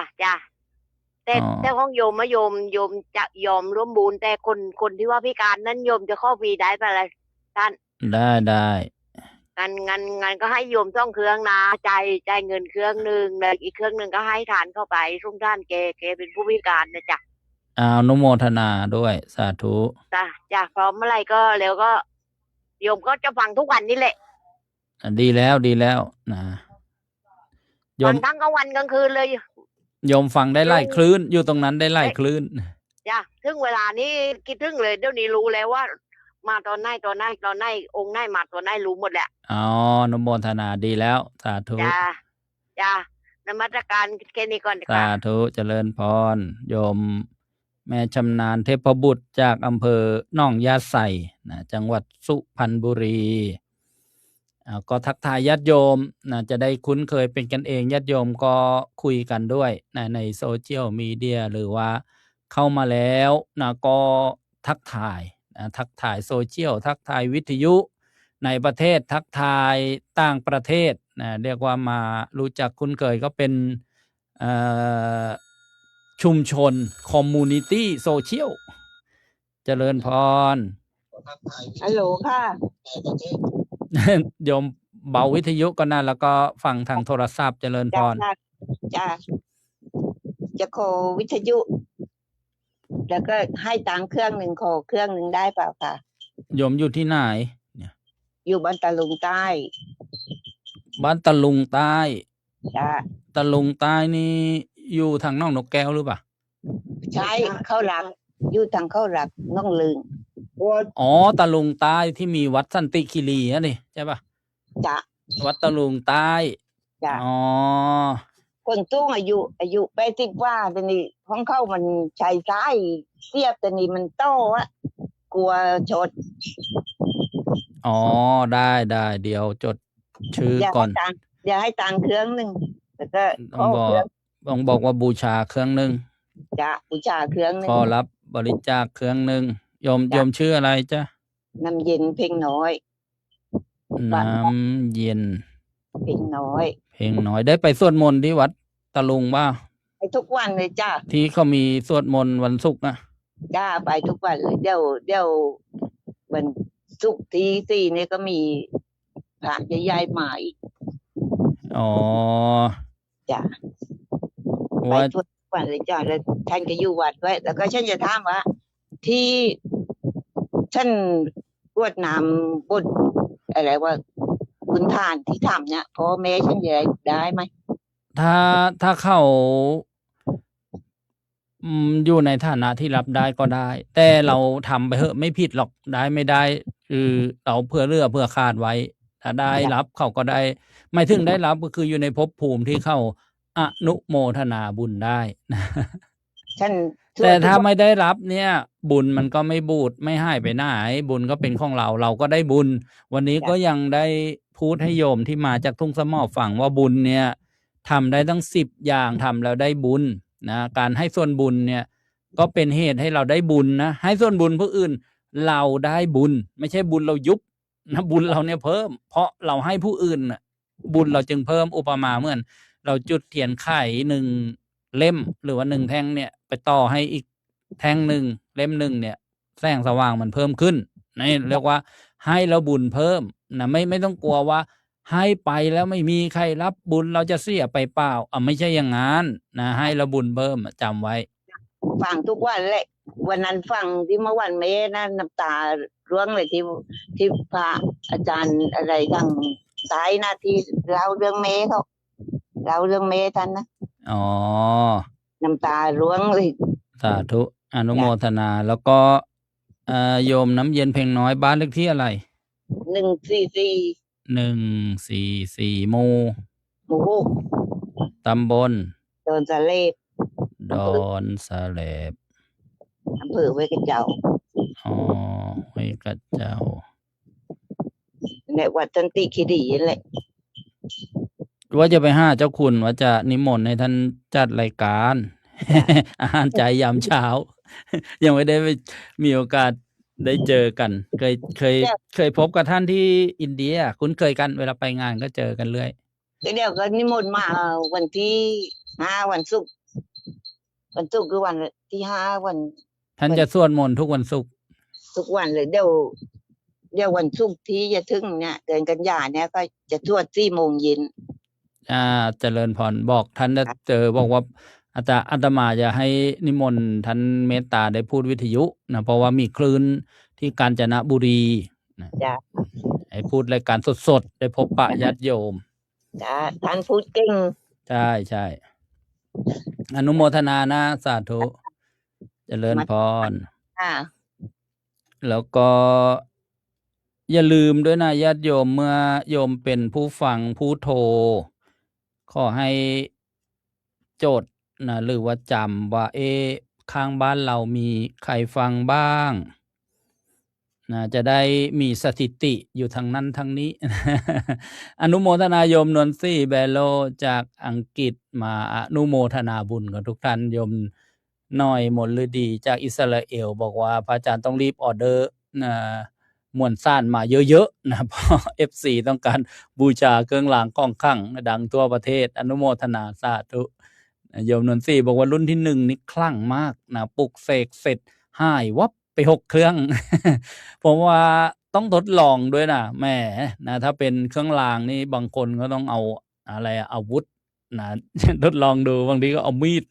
ฟันดูแต่ของอาตมานี่เปิดทั้งคืนนะแล้วก็ดูว่าชาร์จแบตเตอรี่ไหมชาร์จแล้วเต็มไหมสรุปว่าตอนเช้าเต็มนะเสียงก็ดังชัดเจนไม่มีอะไรผิดปกตินะเรียกว่าผ่านนะผ่าน QC เข้มข้นแน่นอนปล่อยออกไปได้มั่นใจแล้วก็บอกโยมว่ายังไม่ต้องชาร์จแบตนะใครที่รับไปวันนี้นะทางบ้านปลายน้ำดอนมะกอกว่านะฟังไปเลยนะฟังไปนานๆเลยแล้วก็จะได้รู้ว่ากี่วันแบตหมดนะแล้วค่อยชาร์จเวลาชาร์จแล้วเนี่ยจะมีไฟแดงๆอยู่ข้างล่างเราก็ฟังได้ด้วยนะแล้วก็ชาร์จไปด้วยพอเวลาเต็มเนี่ยไฟนั้นจะสีน้ำเงินอยู่ข้างหลังเครื่องไงโยมจะมองเห็นไฟสีน้ำเงินเราก็ชักปลั๊กออกได้ชักสายออกนะแล้วข้อดีก็คือเครื่องก็จะไม่ร้อนเราก็ฟังไปจนนู่นแหละแบตหมดแล้วค่อยชาร์จใหม่นี่ญาติโยมอนุโมทนาโยมนวลศรีบอกว่าอนุโมทนาเจริญพรโยมนี่เอง โอ้ที่ฟังเครื่องใหม่นี่ชัดแจ๋วเลยค่ะพระอาจารย์ ของโยมนั้นยังไม่ได้เป็นรุ่นแบต ไม่อันนี้หนูไปเปลี่ยนมาเมื่อวานเนี่ยที่ร้านพรชัยอ่ะ ยี่ห้อใหม่แล้วใช่ไหม ใช่ค่ะ ยี่ห้อใหม่ค่ะ อ๋อ ชัดแจ๋วเลย2เครื่องเลยทีนี้ อ๋อแต่ที่อาตมาคุยให้ฟังเนี่ยมันเป็นแบตเตอรี่ชาร์จ เหรอ ไม่ต้องไป แต่นี่ ซื้อ3ก้อนแล้วแต่นี่หนูเสียบปลั๊กเดียวไม่ได้ใส่ถ่านใช้ได้เลย ชัดแจ๋วเลย อนุโมทนา จ้า สาธุ เจ้าค่ะ แจ้งผลการ จ้า รับฟังโยมบอกว่าดีแล้วจะได้เลือกเงินไปกินมาก อาตมาบอกโยมเลือกเอาไว้ทำค่าไฟสถานีสิ บางคนก็บอกว่าโยมจะได้มีเงินไปซื้อข้าวสารมาปลากระป๋อง ของซื้ออาหารกินเพราะว่าโอ้โหทานเนี่ยโยม2ก้อน60อย่างเงี้ยใช้เครื่องวิทยุใช้3ก้อนบางคนเปิดเสียงดังแป๊บเดียวหมดนะก็เป็นอีกแนวทางหนึ่งนะเมื่อสักครู่ได้บอกว่าให้โยมฟังแล้วนะก็สำรวจนะว่ามีเพื่อนบ้านฟังด้วยไหมบ้านเหนือบ้านใต้จะได้ทราบนะสถิติเพราะว่าบางครั้งเนี่ยจะมีผลนะกับการรายงานเช่นนะรายงานคณะสงฆ์มหาเถรสมาคมรายงานกสทช.เจริญพรโยมเฮงสุภัตราทีปลาทีมงานลูกน้อยห้อยสั่ง UPM Service อนุโมทนาเจริญพรโยมป้าแตงอ่อนเถรสมาคมนั่นแน่โชว์ใหญ่เลยโชว์ใหญ่เลย นมัสการค่ะพระอาจารย์ สาธุ ช่วยบอกคนที่เรายังไม่ได้ใส่ทันชาร์จนะ บอกว่าเวลาเราไม่ได้ฟังนะ ให้ชักปลั๊กออกค่ะ อ๋อ เพ ใช่ ราะ เพ ว่า ราะ มันจะเสียง่าย เพราะว่าเวลาเราเสียบปลั๊กนะไอ้หม้อแปลงไฟฟ้ามันทำงานตลอด มันไม่ มัน จ้ะ ไม่ปิด มันไม่ได้ตัด เพราะ ไฟ ว่าเนี่ย นะ ของเนิมเนี่ยไม่ค่อยดีแล้ว เพราะว่าเขาไม่ได้ปิด ไม่ได้ชักออก ถ้าอย่างงี้ ถ้าเวลาโยมที่ใช้ไฟฟ้าเนี่ย โยมต้องมีปลั๊กที่มันมีสวิตช์ปิดป๊อกแป๊กนะ นั่ นะ นแหละ นั่นแหละ ต้อง บ ต้ อ อง กเขา ต้อง ด้วย ต้องปิดสวิตช์อันนั้น อย่าไปเสียบไฟทิ้งไว้แล้วปิดแค่โว จ้ะ ลลุม จ้ะ วิทยุ เพราะว่าไฟมันจ่ายเข้าวงจรตลอด มันจะเสื่อมไว นั่น เสี แหละ ยไว นั่นแหละ อา เพราะว่าคนที่ใช้ก่อนน่ะจะรู้ อ๋อ สา อ๋อ ธุ ให้บอกต่อด้วย เพราะว่าจะเสียเงินเปล่า นะมัน ถ้าไม่เชื่ เย อ อะ ป้าแตงอ่อนมาดู จ้ะ ลังเครื่องเสีย เสียเนี่ย เสียเป็นลังแล้ว อนุ เพ โม ราะ ท ว่า นาเด้อ เดี๋ยวก็จะหาว่าวิทยุไม่ดี ใช่ แต่ อันนี้ แต่ ตั้ รุ่ ง น แต่ เนี้ เมื่ ย อวานฟังอยู่เนี่ย อ๋อ ยังไม่หมดหรอก 3 วันก็ยังไม่หมดหรอก ของช่างโต้งที่ทำให้โยมป้านั่นนะ นะ อนุโม คุย ท กับ นา โต้งแล้ว โต้งบอกว่า "ป้า ฟังไปเถอะ" ไม่หมดหรอก บางทีเดือนหนึ่งยังไม่หมดเลยด้วย ไฟอะนะ จ้ะ น อ้า มั ว สการ โมท ค่ะ นา สาธุ เจริญพร ที่ได้บอกว่าให้โยมช่วยทำสถิติไว้ว่า เดี๋ยวเวลานั้นอาตมาจะต้องรายงานไง รายงาน เช่น กสทช. แล้วก็เดี๋ยววันที่ 18 เนี่ย จะไปเข้าพบนะพระเดชพระคุณพระพรหมบัณฑิตที่วัดประยูรวงศาวัตร ท่านดูเรื่องการเผยแผ่พระพุทธศาสนา ก็เกี่ยวกับงานสถานีวิทยุกระจายเสียงพระพุทธศาสนานะของวัดทั่วประเทศ ในเรื่องของการปกครองการบริหารในรูปแบบองค์กรนะในรูปแบบองค์กรนี้ก็เกริ่นไว้ญาติโยมช่วยกันแนะนำนะ แล้วก็ช่วยจดสถิตินะว่ามีใครฟังบ้าง ฟังแล้วเป็นยังไง แล้วก็อุปถัมภ์สนับสนุนนะหมายถึงให้มีเครื่องรับเยอะๆ ในเมื่อเรามีสถานีแล้วเนี่ยเขาไม่จำกัดนะผู้ฟัง คลื่นสถานี1สถานีไม่จำกัดนะหมายถึงว่ายิ่งฟังเท่าไรแล้วคลื่นมันไม่หายนะไม่ใช่ว่าคนฟังเยอะแล้วนะมันจะล้มเหมือนโซเชียล หรือว่าเหมือนอะไรจะมีข้อจำกัดเมื่อคนเข้ามาดูเข้ามาชมเยอะๆแล้วมันจะติดขัด อันนี้ไม่เป็นอย่างนั้นนะสถานีวิทยุกระจายเสียงแล้วเราก็ถือเอาประโยชน์ที่ได้จากการฟังนะวันนี้ดูเวลาแล้วก็คงจะบรรยายต่อไปไม่ได้เพราะว่าล่วงเลยมาพอสมควรกับขอบพระคุณครูบาอาจารย์ผู้อำนวยการผู้บริหารสถานีทุกรูปทุกองค์ทุกท่านมาณโอกาสนี้แล้วก็เจริญพรอนุโมทนาบุญญาติโยมผู้อำนวยการผู้บริหารสถานีอนุโมทนาผู้อุปถัมภ์การเผยแผ่พระพุทธศาสนาทุกท่านแล้วก็ผู้ชมผู้ฟังทั้งในและต่างประเทศจบรายการแล้วท่านใดจะโทรศัพท์เข้ามาก็0625959123โยมนวลศรีแบโรจากอังกฤษบอกว่าดีใจที่นะได้รับรุ่น1ไปแล้วหวังว่ารุ่นนี้จะอยู่นานหลายปีอย่างน้อยต้อง5ปีนะโยมที่คำนวณไว้เจริญพรโยมบุญพา สวัสดีค่ะอาจารย์ อ้าวว่ายังไงจะจบรายการแล้ว1นาที ก็เป็นบุญของหนูได้ทูปได้ฟักทองมาครึ่งลูกฟัก2 ลูก พี่สาวกับพี่ชายให้มาค่ะ เป็ ดี น แล้วอนุโมทนา ลูกจะเป็นบาปไหมเนี่ย อ้าวเขาให้เราไม่ได้ไปขโมยไม่เป็นบาปหรอก จ้ะ จะบาปก็คือถือเอาสิ่งของที่เจ้าของเขาไม่ได้ให้ด้วยอาการแห่งขโมย จำไว้ เขาให้มาจ้ะ เออ ลูกก็ดีใจแล้วก็คงเป็นบุญกุศลที่ลูกได้ทำกับอาจารย์ไว้มั่ง นั่นแหละเอาละเอาไปปรุงอาหารกิน หรือ จ้ะ ทำใส่บาตร ก็โชคดีของหนูเนาะ โมทนานะ หก็กลัวจะเป็นบาปแล้วก็ยังเล่าให้อาจารย์ฟังก่อนว่างั้น คื เดี๋ยว อ จะเป็นแบบ กลัวอะไรจะเป็นบาปก็เอาศีล5มาพิจารณานะหมายถึงว่าผิดศีล5ไหมนะถ้าไม่ผิดศีล5เนี่ยนะแล้วก็เราไม่ได้ผิดคุณธรรมเนี่ยก็ไม่บาปนะ จ้ะ อนุโมทนานะสาธุ จ้ะขอบคุณ เจริญพ ค่ะ รได้ฟักก็ได้แตงมาก็ต้องมาบอกพระด้วยนะอนุโมทนาโยมกอบกุลบัณฑิตจากสตูลโยมกนกวรรณอินทานจากหนองคายโยมปาเกษินีนนทบุรีบอกว่าอนุโมทนาท่าน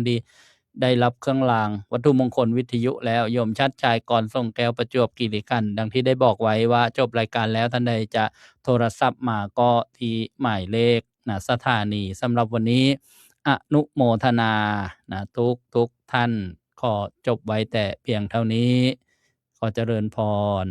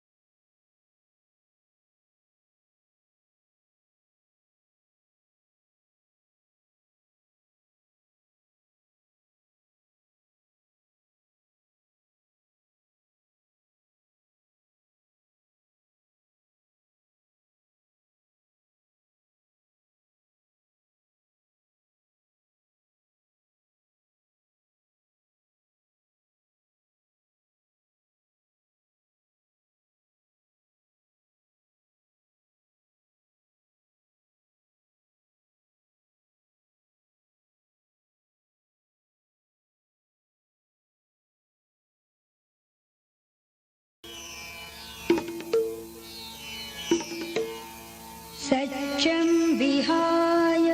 मतिसच्चकवादकी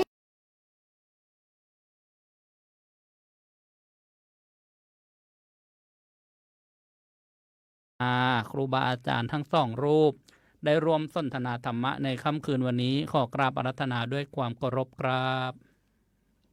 ขอถวายความเคารพท่านพระอาจารย์ต้นท่านพระครูสมุทรทวีครูบาอาจารย์พระเถรานุเถระที่คลื่นความถี่ทุกสถานีด้วยความเคารพครับแล้วก็ขอเจริญพรญาติโยมสาธุชนทั้งหลายวันนี้ก็เป็นวันสุตบดาที่เราได้มาพบกันทั้ง3วันนี้3พระรูป3พระองค์ครับพระอาจารย์สมุทรทวีครับนิมนต์พบญาติโยมพระครูบาอาจารย์ครับ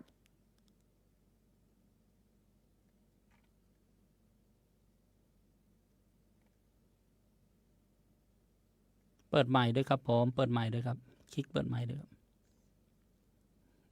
อาจารย์ทวีไม่ได้เปิดไมค์อาจารย์พระครูสมุทรทวีเปิดไมค์ครับนิมนต์ครับ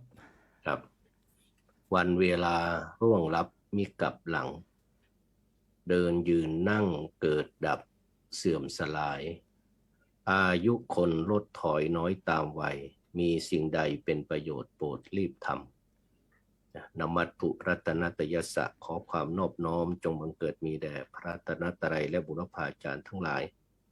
กราบนมัสการและถวายความเคารพพระเถรานุเถระครูบาอาจารย์ทุกรูปเพื่อนสหธรรมิกทุกท่านแล้วก็ขอกราบนมัสการท่านพระอาจารย์มหาบุญช่วยปัญญาวชิโรเจ้าวาดวัดวิปัสสนาดงเย็นแล้วก็ผอ.ศูนย์ธรรมคายทุกที่จังหวัดกาญจนบุรีนะด้วยความเคารพครับครับถวายความเคารพครับ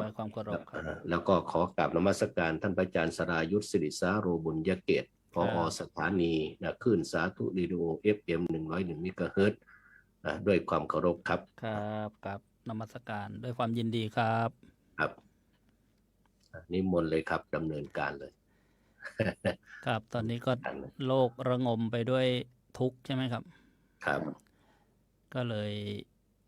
ได้ขอความเมตตาครูบาอาจารย์มาสนทนาชี้ทางออกบอกทางถูกในคน สมัยนี้นะมีทุกข์มากมายนะโรคภัยก็เบียดเบียนภัยจากกิเลสก็เบียดเบียน ดังที่เราประสบพบเห็นกันอยู่ ก็เลยว่านะสนทนาธรรมค่ำคืนนี้ในหัวข้อว่า อย่าเห็นกงจักรเป็นดอกบัว ในทัศนะ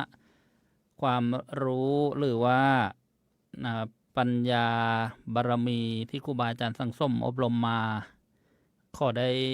นะสนทนาให้เป็นประโยชน์นะครับญาติโยมว่าเราไม่ควรเห็นอะไรเป็นกงจักรหรือไม่ควร จะเห็นดอกบัวเป็นกงจักรหรือกงจักรเป็นดอกบัว เพื่อชี้ทางออกบอกทางถูกขอนิมนต์หลวงพ่อพระอาจารย์พระมหาบุญช่วยครับ ขอบคุณท่านพระอาจารย์สรายุทธครับ แล้วก็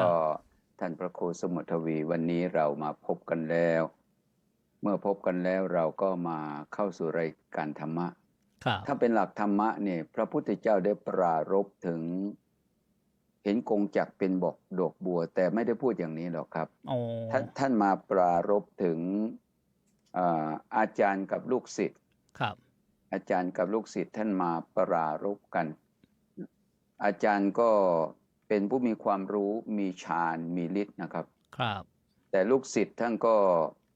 เป็นผู้มีทรงความรู้และท่านไปเจออาจารย์ดีอาจารย์ท่านนี้ไม่ใช่คนธรรมดาครับเป็นพระอรหันต์ชื่อว่าพระอัจฉริเถระครับท่านไปเพราะการเผยแผ่ธรรมคำสอนเนี่ยท่านบอกว่าลักษณะ3ประการ1ทำให้ดู2อยู่ให้เห็น3พูดให้ฟังทำให้ดูอยู่ให้เห็นแล้วก็พูดให้ฟังท่านพระอัจฉริเถระท่านเป็นพระอรหันต์ปฏิปทาสัมมาปฏิบัติคือกิริยามารยาทเขาเรียกว่าอริยวังสปฏิปทาของพระอรหันต์นั้นท่านจะงามทุกถ้อยอิริยาบถเลยจะลุกจะยืนจะเดินแม้แต่เวลาบิณฑบาตเนี่ยท่านมีดวงตาคือจักษุทอดลงต่ำท่านอุปติสสะคือสารีบุตรเนี่ยท่านไม่เคยเห็นปฏิปทากิริยาของนักบวชอย่างนี้มาก่อนโอ้โหพอเห็นเท่านั้นเองคือมันเข้าตากรรมการครับครับเข้าตากรรมการแล้วคนที่มองเห็นเข้าตากรรมการอย่างนี้เขาจะไม่ถามในเวลาท่านเที่ยวโคจรหาอาหารบิณฑบาตจะไม่พูดไม่คุยท่านจะติดตามห่างๆดูปฏิปทาท่านเดินไปคนที่รู้วัดปฏิบัติของพระดีเนี่ยเขาจะไม่พูดไม่คุยเวลาพระทำกิจเช่นพระกำลังฉันอาหารเนี่ยไปนั่งคุยกับพระอย่างนี้เขาไม่เอาครับคนผู้มีมารยาทเขาไม่ทำกันท่านพระอุปติสสะเนี่ยอุปติสสะนี่เป็นพราหมณ์อยู่ไปเห็นพอท่านได้อาหารพอสมควรแล้วท่านก็ออกนอกเมืองไปนั่งฉันอยู่ข้างทางดูที่ครับวัดปฏิบัติของพระอรหันต์ท่านไม่ต้องกลับไปวัดเหมือนพวกเราที่บิณฑบาตและต้องกลับวัดแต่ท่านพระอัจฉรินั้นท่านไปบิณฑบาตเสร็จแล้วก็เหมือนนกขมิ้นเหลืองอ่อนท่านว่าความเป็นพระอริยบุคคลพอได้อาหารพอฉันแล้วท่านเห็นที่ใดเหมาะสมท่านจะนั่งฉันเลยพอฉันเสร็จเรียบร้อยท่านอุปติสสะท่านก็เลยเอาน้ำคนโทเข้าไปถวายท่านก็ฉันล้างไม้ล้างมือเสร็จแล้วก็ท่านอาจารย์บวชในสำนักใดท่านชอบใจธรรมะของอาจารย์ใดใครเป็นครูเป็นอาจารย์ของท่านพระอัจฉริเถระท่านก็บอกง่ายๆบอกว่าเราชอบใจในธรรมของพระสัมมาสัมพุทธเจ้าพระพุทธเจ้าเป็นครูเป็นศาสดาของเราจึงบวชในสำนักของพระองค์เท่านั้นแหละอุปติสสะยิ่งปลื้มใหญ่ขอนิมนต์ท่านพระอาจารย์บอกทำให้ผมหน่อยสิครับว่างั้นท่านพระอัจฉริเถระท่านถ่อมตนว่าอุปติสสะเราเป็นผู้บวชใหม่ที่จะพูดให้แจ่มแจ้งวิจิตรพิสดารคงจะเป็นไปไม่ได้คงจะพูดแต่โดยย่อเท่านั้นว่างั้นท่านจะพูดมากไปทำไมพระสารีบุตรท่านบอกว่าท่านจะพูดเนื้อความให้มากทำไมบอกแต่หัวใจก็พอว่างั้นครับพระอัจฉริเนี่ยครับท่านเป็นพระอรหันต์รุ่นแรกครับถ้าเป็นรุ่นสมเด็จแล้วเป็นรุ่นแรกรุ่นเบญจภาคีรุ่นเบญจวัคคีย์ อ๋อ และเป็นพระอรหันต์รุ่นปฏิสัมภิทานะครับพระอาจารย์ต้น ครับ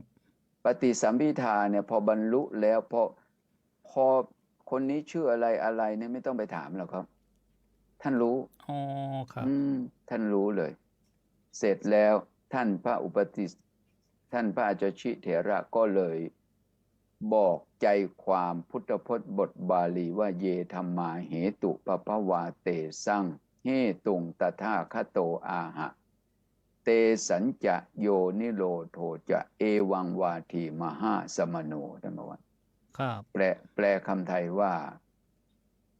ธรรมเหล่าใดเหล่าหนึ่งมีเหตุเป็นแดนเกิด พระมหาสมณะมีปกติตรัสเหตุแห่งธรรมเหล่านั้นและตรัสความดับแห่งธรรมเหล่านั้นพระมหาสมณะมีปกติตรัสอย่างนี้ ครับ พอพูดพุทธพจน์บทบาลีให้ฟังจบอุปติสสะคือสารีบรรลุธรรมได้ธรรมจักษุครับอาจารย์ต้น ดวงตาเห็นธรรมใช่ไหมครับ ดวงตาเห็นธรรม อ๋อ ฟังข้อธรรมสั้นๆเนี่ยนะครับ ครับเพราะคนเหล่านี้เขาเรียกว่าอุคติตัญญู อ๋อ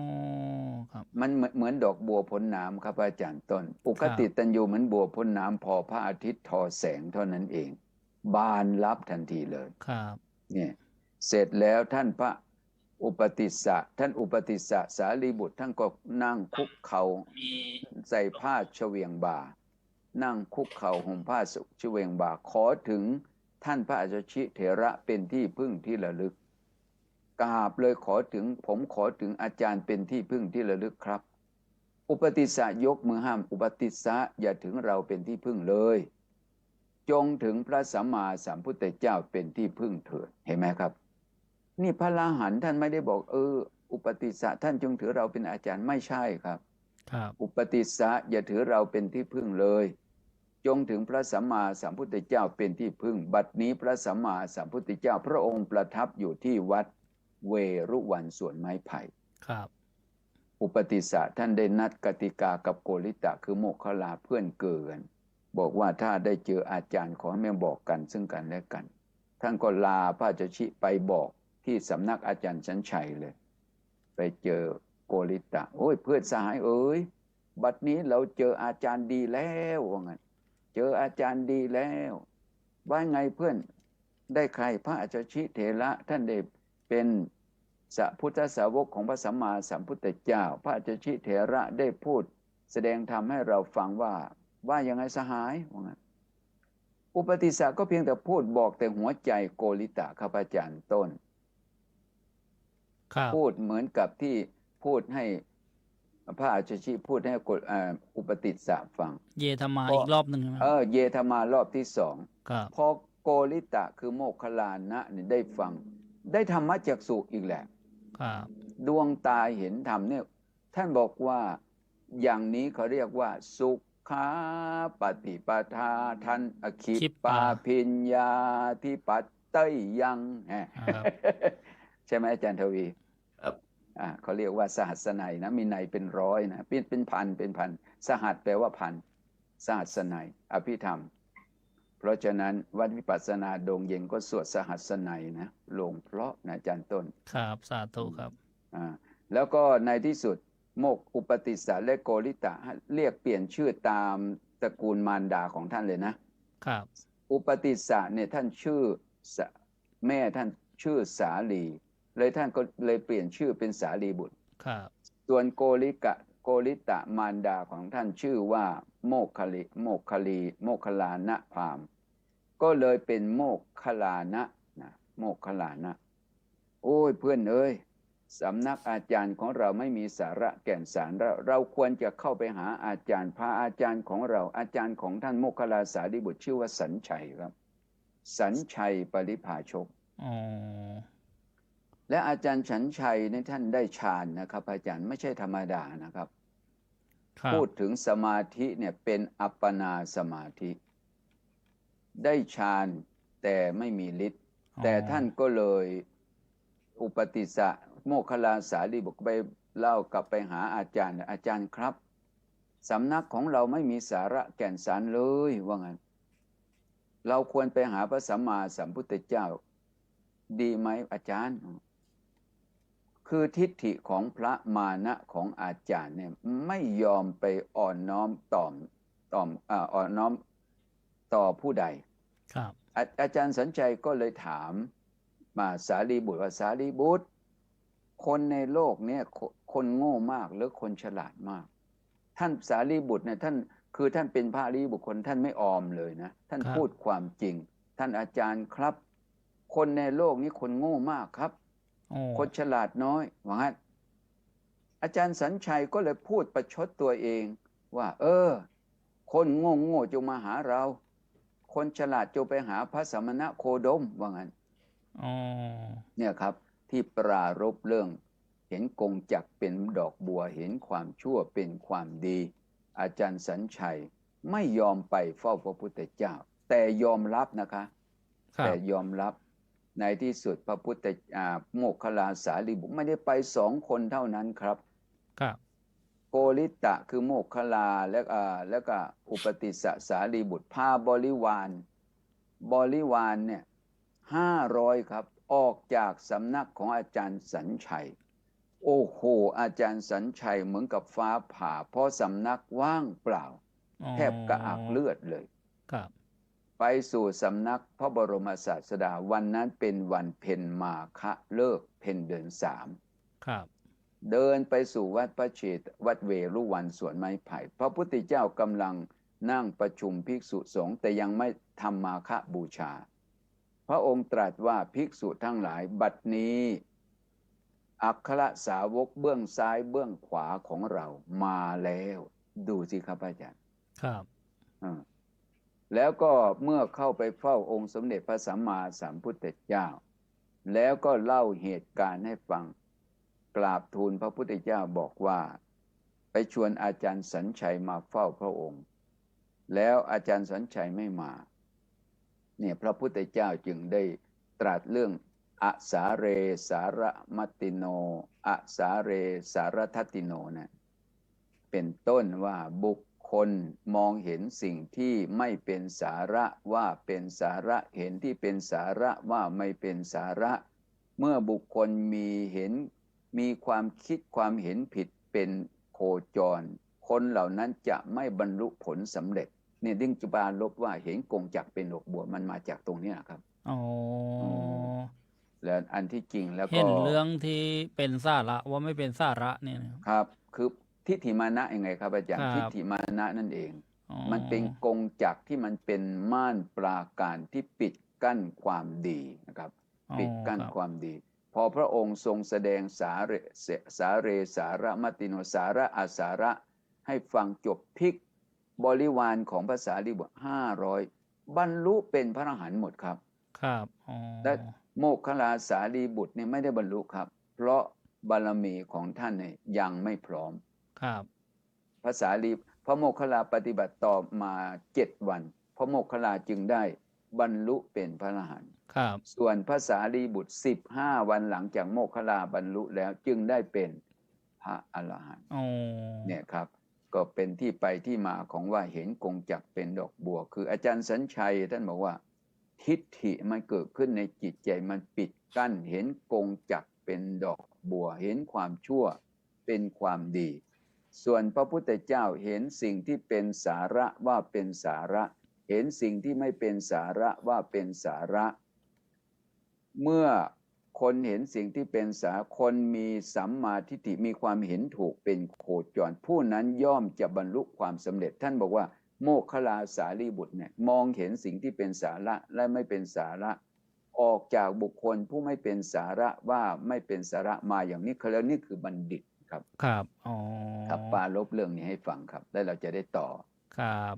ขอบพระคุณครับนิมนต์พระอาจารย์พระครูสมุทวีครับเป็นยังไงครับเห็นกงจักรเป็นดอกบัวทั้งในตำราคัมภีร์แล้วก็ในปัจจุบันนี่ครับนิมนต์ครับก็ถ้าจะพูดเป็นภาษาคนบ้านๆก็หมายว่าเห็นสิ่งไม่ดีว่าดีครับที่เขาบอกว่าคิดดีหามจั่วคิดชั่วหามเสาคนโบราณเขาพูดว่าคิดดีหามสัวหามจั่วคิดชั่วหามเสาไม่ใช่หามจั่วนะ ท่านก็กล่าวว่าการคิดไข้ควรเป็นไปในรูปแบบใดก็จะทำให้มีชะตาชีวิตแบบนั้นหากว่าการคิดไข้ควรของคุณถูกเชื่อมโยงเข้ากับความมั่นใจความสำเร็จและการมองโลกในแง่ดีคุณจะมีชีวิตที่ประสบความสำเร็จถ้าจะพูดง่ายๆก็คืออยู่ที่ความคิดที่ประกอบด้วยปัญญาการที่จะมีความคิดแบบที่ว่าเนี่ยแบบผู้มีปัญญาเนี่ยมองก็ด้วยเหตุด้วยปัจจัยเนี่ยปัญหาจะไม่เกิดขึ้นในสังคมเช่นปัญหาในปัจจุบันเนี่ยมีปัญหามากมายตั้งแต่ความทุกข์ทางกายลามไปสู่ความทุกข์ทางใจโรคภัยไข้เจ็บก็รุมเร้าเนี่ยส่วนหนึ่งก็เกิดจากเนี่ยความไม่รู้เป็นแดนเกิดแต่ถ้าเรามีตัวผู้รู้คือปัญญาถามว่าผู้รู้คือปัญญาเนี่ยจะเกิดขึ้นได้อย่างไรก็ต้องอาศัยกัลยาณมิตรนะที่ท่านพระอาจารย์ได้กล่าวถึงอุปติสสะโกริตะสองคนเนี่ยเขามีอุปนิสัยที่ดีงามนะก็หมายความว่ามีเพื่อนดีนะเวลาได้อะไรดีๆก็คิดถึงกันนะพออุปติสสะบรรลุธรรมก็นึกถึงโกริตะนะแล้วก็ไปพูดไปคุยเหมือนที่ตัวเองได้ยินได้ฟังนะข้อความเป็นกัลยาณมิตรก็เลยได้ยินได้ฟังที่บอกว่าทำให้ดูใช่ไหมครับทำให้ดูอยู่ให้เห็นใช่ไหมครับอาจารย์ครับทำให้ดูให้เห็นแล้วอะไรพูดให้ฟังนะถ้าพูดง่ายๆก็คือดูเห็นฟัง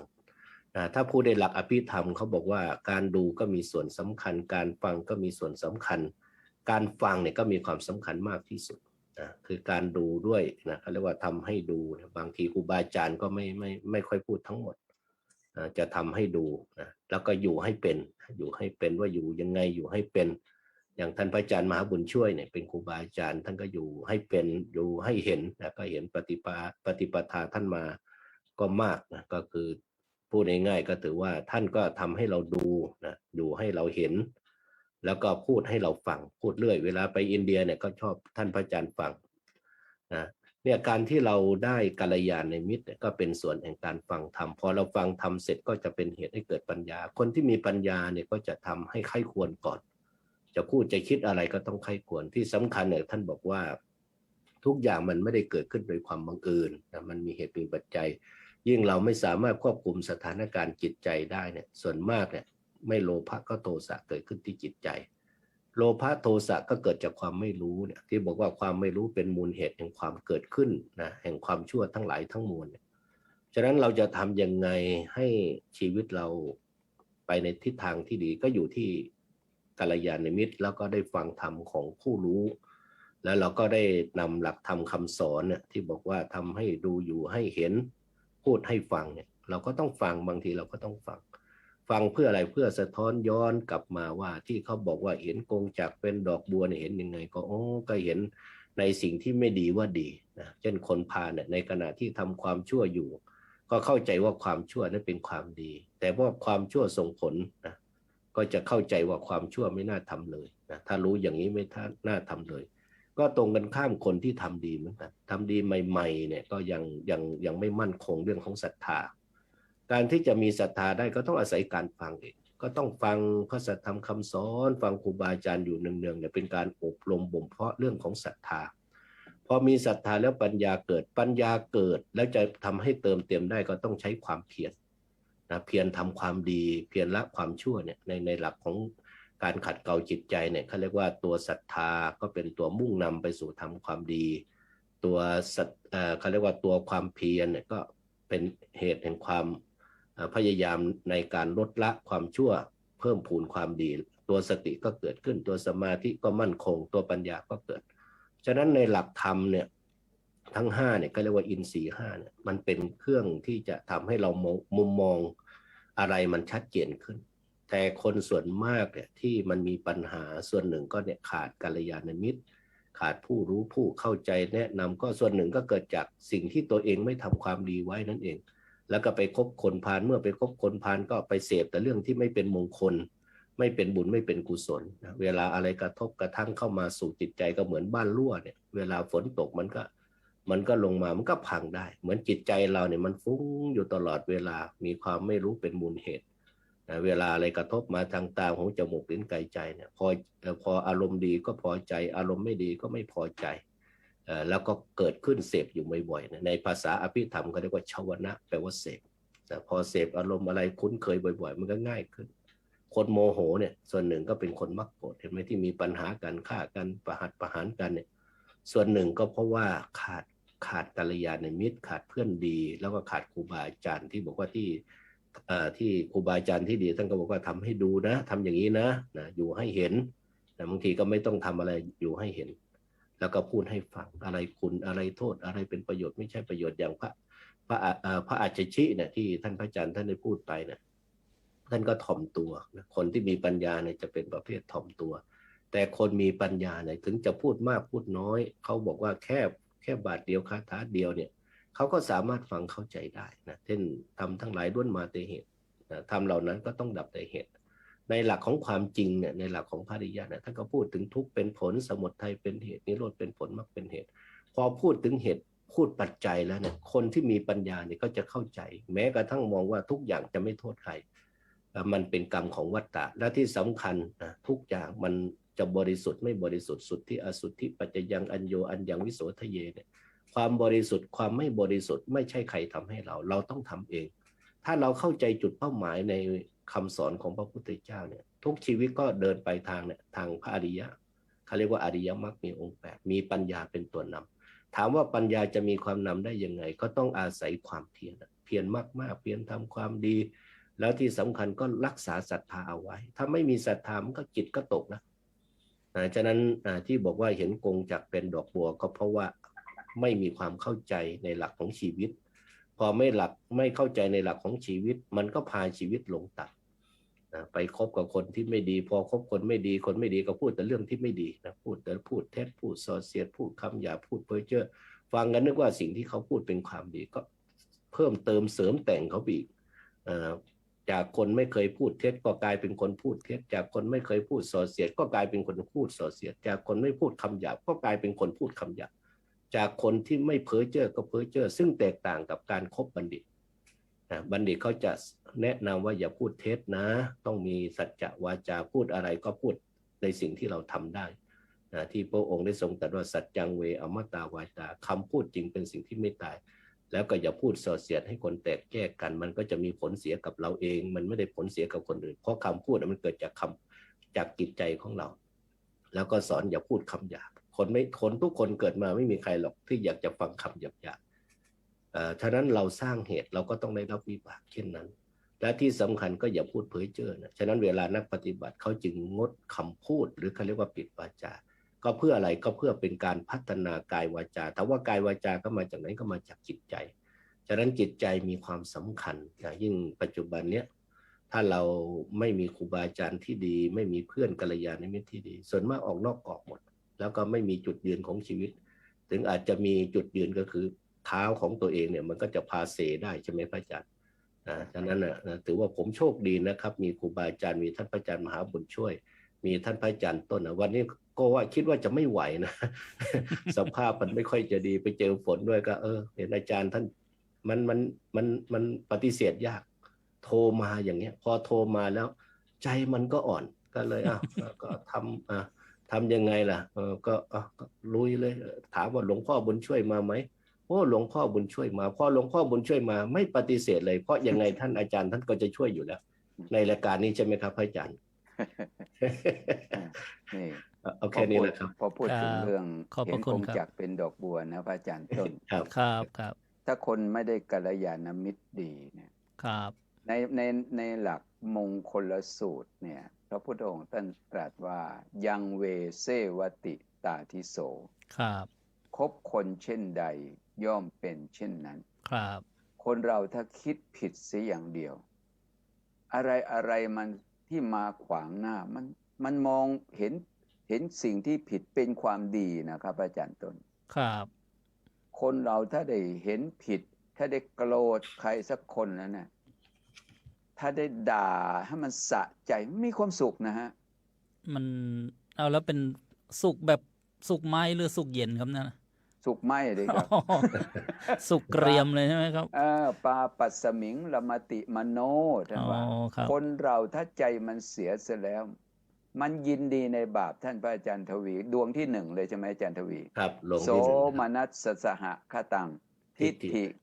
ค ทัต ตา ตสัพพยุตตัง อสังขาริกัง ครับ ได้ด่ามันสะใจได้อาจารย์ทวีว่าดีหรือไม่ดี ถ้าได้ด่านี่คือโลภะใช่ไหมครับ ไม่ใช่เห็นผิดก่อนครับ เห็นผิดก่อนเป็น ครับ ผิดก่อนก็โลภะ ด่า ดวงที่หนึ่ง ด่าคนน่ะเอาหัวสุนัขไปปะใส่หัวเขาบ้างเอาหัวแมวเอาหัวนก เอาหัวไอ้เข้ ครับ ไปปะใส่เขาแล้วก็เวลาพูดตอนนี้ปฏิฆะตอนนี้เวลาพูดนะครับ ใจก็สร้างภาพครับ ครับ ด่าเขาให้เป็นหมูเป็นหมาเป็นเหี้ยเป็นอูฐเป็นลานั่นพอด่าไปแล้วสะใจใช่ไหมครับ ครับ ดีใจไหมตอนเนี้ย ก็คือมันสะใจมันก็สลับกันนะครับ ตอน คือ ที่มันกำลังโกรธไม่ดีอะครับ มันเป็นพวกเดียวกัน ครับมันสลับคนละขั้นตอนครับ มันพวกเดียวกันมัน ครับ ไป พวก ด้ เดี วย ยว กั กัน น ครับมันพวกที่ไม่ดีเหมือนกัน พวกที่เห็นกงจักรเป็นดอกบัวไง ครับครับครับ ปาปัสสมิงละมติมโนที่พระพุทธเจ้า ครับ ตรัสว่าบุคคลผู้มีความเห็นผิดและย่อมปล่อยจิตไปตามอำนาจของตนเอง คิดว่าตนเองทำไปแล้วมันเป็นของดีอย่างเนี้ย ครับ แต่อันที่จริงมันไม่ใช่ มันไม่ดีตีลูกตีหลานก็มีอาจารย์ต้น โอ้เป็นข่าวเยอะแยะครับซ้อมลูก เออ สนวมเลยลูกตัวเล็กนิดเดียวเลย นั่น อ๋อ ดูที่ประเทศฟิลิปปินส์นะอาจารย์ต้น ครับ ประเทศฟิลิปปินส์แม่บ้านออกไปข้างนอกไม่ยอมกลับบ้านเพราะพ่อบ้านขี้เหล้า อืม จับพ่อบ้านก็จับขาลูกมัดขาลูกแขวนไว้บนขื่อเลยครับอาจารย์ โอ้โห ตีลูกแล้วก็ถ่ายคลิปออกมาอาจารย์ทนได้ไหมครับ นาน โอ้ผมไม่ได้เห็นคลิปปฏิผมเลยทนได้ครับ ครับแม่เป็นคำพูดที่ถูกต้องครับ ถ้าเห็นคลิปนี่ไม่รู้ว่าโทรศัพท์จะพังหรือว่าอะไรก่อน นั่นสิ ขนา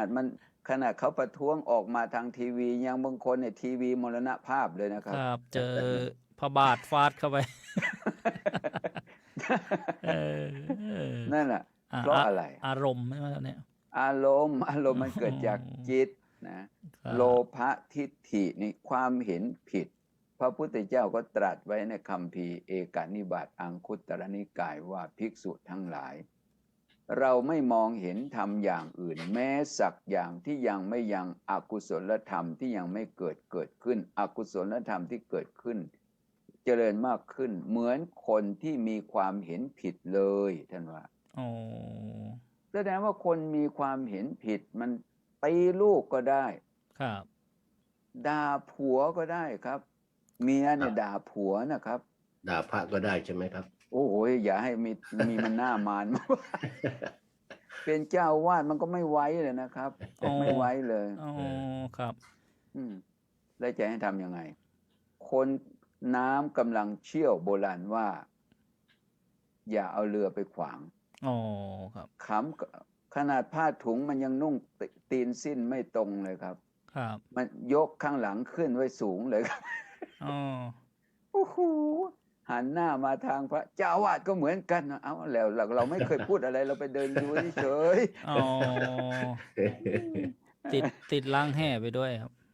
ไม่ติดครับเราไม่ติดครับ อ๋อครับ แต่เราจำไว้ คำนี้เราจะไม่มาเผยผ่านตรงนี้อีก ครับ ทีนี้ก็ฟังพระอาจารย์พระมหาบุญช่วยก็ได้บรรยายว่าการเห็นผิดเนี่ยก็ต้องมีครูบาอาจารย์ดีแบบอุปติสสะนะครับมาเจอท่านพระอัสสชิแล้วก็ชวนกันมาบวชกับพระพุทธเจ้าพระครูสมุทวีก็บอกว่าต้องมีกัลยาณมิตรเนี่ยผมว่าสิ่งที่หายากก็คือครูดีกับเพื่อนดีนี่นะครับจะหายังไงจะดูยังไงก็เนี่ย เนี่ยก็คือต้องฝึกมาตั้งแต่เริ่มต้นครับ อ๋อ บางคนได้กัลยาณมิตรดีมาตั้งแต่เผ่าพันธุ์พ่อแม่ครูบาอาจารย์ บางทีได้เพื่อนเป็นกัลยาณมิตรครับ ครับอ๋อ ครบบางคนเพื่อนไม่ดี แต่ว่าได้กัลยาณมิตรดีเนี่ยบางคนได้มากัลยาณมิตรดีเหมือนกับท่านองคุลิมานดูสิพระยานต้น ครับ คือจริงๆองคุลิมานท่านไม่ได้เป็นคนใจโหดร้ายมาแต่กำเนิด แต่ ครับ ท่านได้อาศัยอาจารย์คือกัลยาณมิตรไม่ดีคืออาจารย์เนี่ยจะใส่โทษอาญาแผ่นดินเพื่อจะให้จับองคุลิมานเนี่ยอหิงสกะเนี่ยไปฆ่าตามกฎหมาย อาจารย์หูเบาใช่ไหมครับ ทีแรกน่ะอ๋อ อาจารย์หูเบา อาจารย์หูเบา อาจารย์ก็ไปเชื่อไปเชื่อหลักของคนอิจฉาริษยานะครับ ครับ เขาเรียกว่ารับข้อมูลไม่รอบด้าน ฟังข้อมูลลูกศิษย์ฝ่ายนั้นข้างเดียว แต่ไม่ฟังข้อมูลของลูกศิษย์ที่เป็นผู้กระทำด้วย ครับอ๋อ เขาเรียกว่าเป็นเลยกลายเป็นโมหคติก็เลยเอียงครับอาจารย์ ครับอ๋อ ก็เลยเอียง เพราะฉะนั้นเป็นผู้ใหญ่เนี่ยต้องหูกลาง ตาโตปากจู่หูกลาง ต้องหูกลางตาโตหูกลางปากจู อย่าทำเป็ แต่ นตากระทูหูกระทะ ตาสับปะรดไปไม่ได้ ครับ อันนี้ก็เลย เพราะฉะนั้นองคุลิมานเนี่ย จริง ๆ แล้วองคุลิมานเนี่ยเป็นคนดี แต่ว่าองคุลิมานเนี่ยเพื่อนไม่ดีนะครับ เพื่อนอิจฉา เพื่อนอิจฉา ครับเก่งเกิน เขาก็ ครับ เก่งเกินเขาก็อิจฉาล่อเกินเขาก็ ครับ อิจฉานี่ไหมครับ นั่น แล้วพ่อครู ครับ ครูเขาเรียกว่าโดยตำนานเขาเรียกว่าทิสาปาโมกข์ ครับ อาจารย์ก็อิจฉา ครับ คือ เมื่อความ คืออาจารย์ไม่ใช่ผู้สิ้นกิเลสจะเป็นอย่างเงี้ยใช่ไหมครับอ่า ถูกต้องครับ แสดงว่าไม่มีน้ำชาอ่องน้ำชา อูหลงครับ อูหลง เลยลูกศิษย์ก็อาจารย์ก็เลยไพร่ไป อ๋อ แต่ในที่สุดนะองคุลิมานท่านเป็นผู้มีบารมีอันบริบูรณ์แล้วเนี่ยได้กัลยาณมิตรดีคือพระสัมมาสัมพุทธเจ้า ครับ พระพุทธเจ้าพูดคำเดียวเนี่ยองคุลิมานเนี่ยละชั่วทำดีได้ครับอาจารย์ อ๋อครับ นี่เขาเรียกว่าบัณฑิต บัณฑิตรู้ตัวว่าตนเองผิดแล้วกลับตนเป็นคนดี ผู้นั้นถ้าว่าเป็นบัณฑิตได้ท่านว่า เหมือนพระจันทร์ที่ถูกเมฆหมอกมาบัง เมื่อเมฆหมอกมันหายไปก็แสงสว่างลอยเด่นบนท้องฟ้าฉันใดเนี่ยว่าใจความนะครับ เพราะฉะนั้นองคุลิมานเนี่ยพระพุทธเจ้าดูที่องคุลิมานไล่พระพุทธเจ้าหยุดก่อนสมณะหยุดก่อน ครับ องคุลิมานพอรู้ตัวเองว่าเป็นองคุลิมานคนอื่นได้ยินเนี่ยยังไม่ต้องวิ่งเลยครับหงายท้องเลยเพราะกลัว อ๋อ แต่พระพุทธเจ้าเดินเฉยไม่ได้สนใจ พระพุทธเจ้าบอกว่าองคุลิมานเราหยุดแล้ว แต่เธอยังไม่หยุดตอนแรกองคุลิมานไม่ได้ฟัง ครับ เพราะองคุลิมานจะเอานิ้วมือพระพุทธเจ้า อ๋อ แต่องคุลิมานไล่ตามพระพุทธเจ้ากี่กิโลนะอาจารย์ต้น อันนี้จำไม่ได้ ถาแล้ว ครั นะ บ ต้องถามอาจารย์ทวีแล้วล่ะ กี่ยอด ล ค อ รั ง บตอน ลอง ถ้า สวด สมัยก่อน ส ต้อ ว ง ดพระ บวช หงส์เนี่ยบทที่ 4ครับบทที่ อ๋อ อ๋อ อุคิดตะ กิต คัต คัตส ธ หั ร ส รมาติหัตถสุทารุนันตังทาวันติโยชนะฟังบาลี สาม ไห โย ครับ ชน์สามโยชน์ ติ สามโยชน์ โย ครับ ชนะ คุณ เนี่ย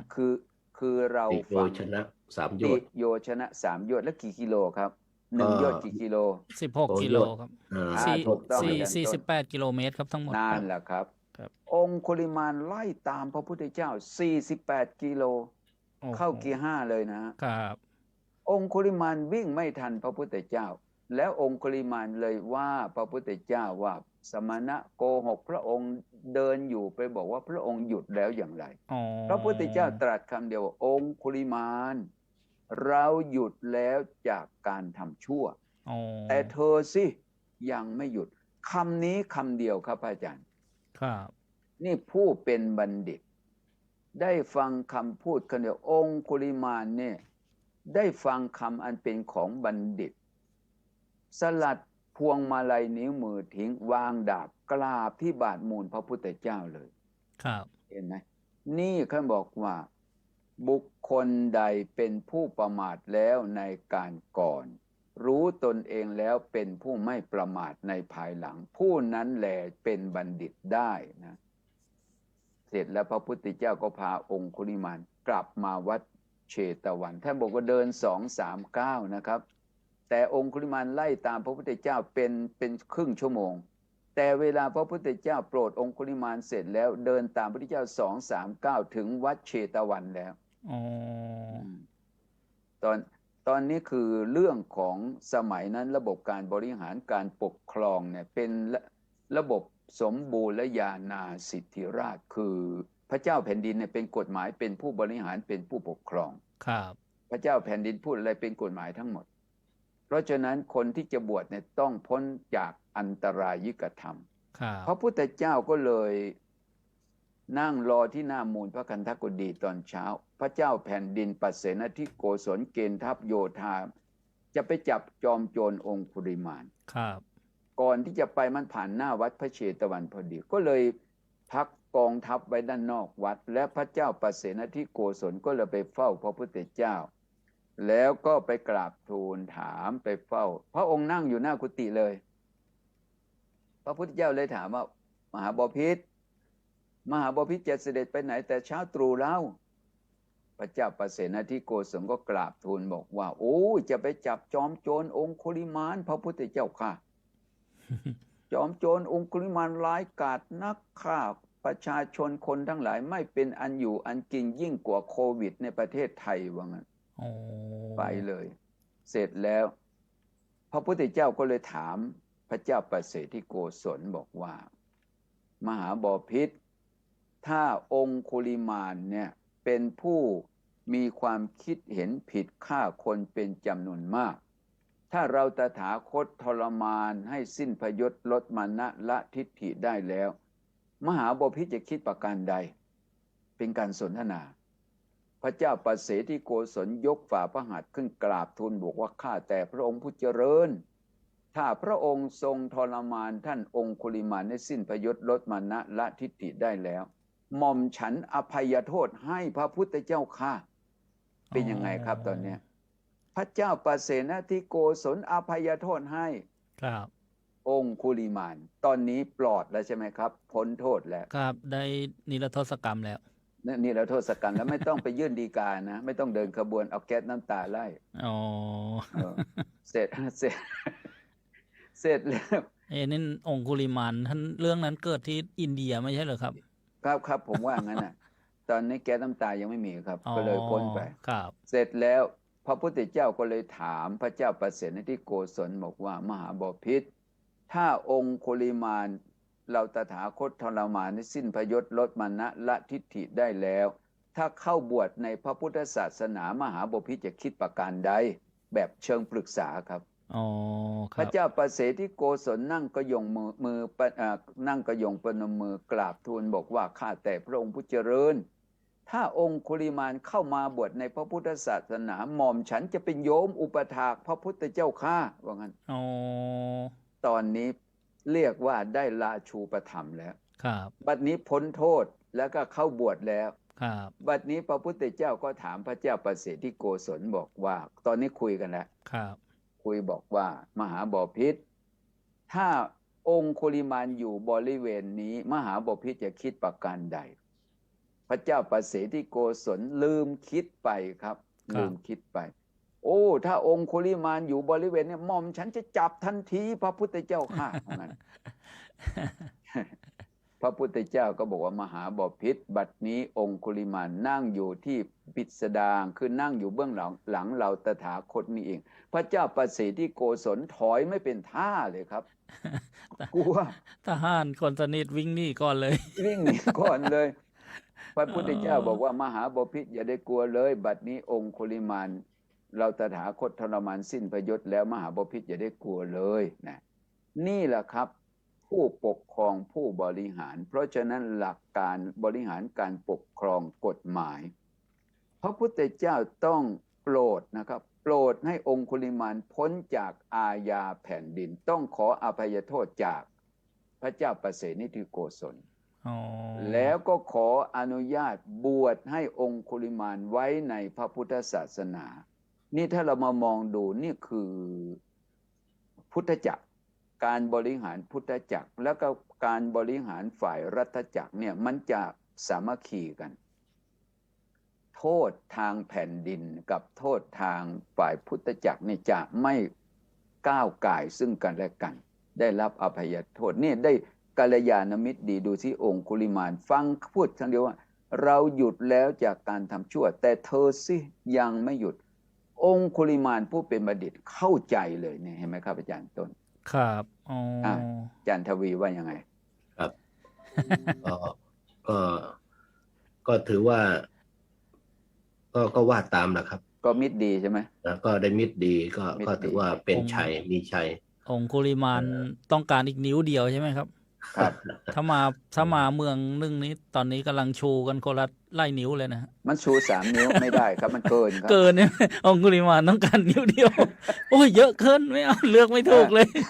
ก็เลยไม่เข้ามาขายเครียดญาติโยมขออภัยนะญาติโยมนะอาจารย์ต้นพาไปฮะกัลยาณมิตรได้มิตรดี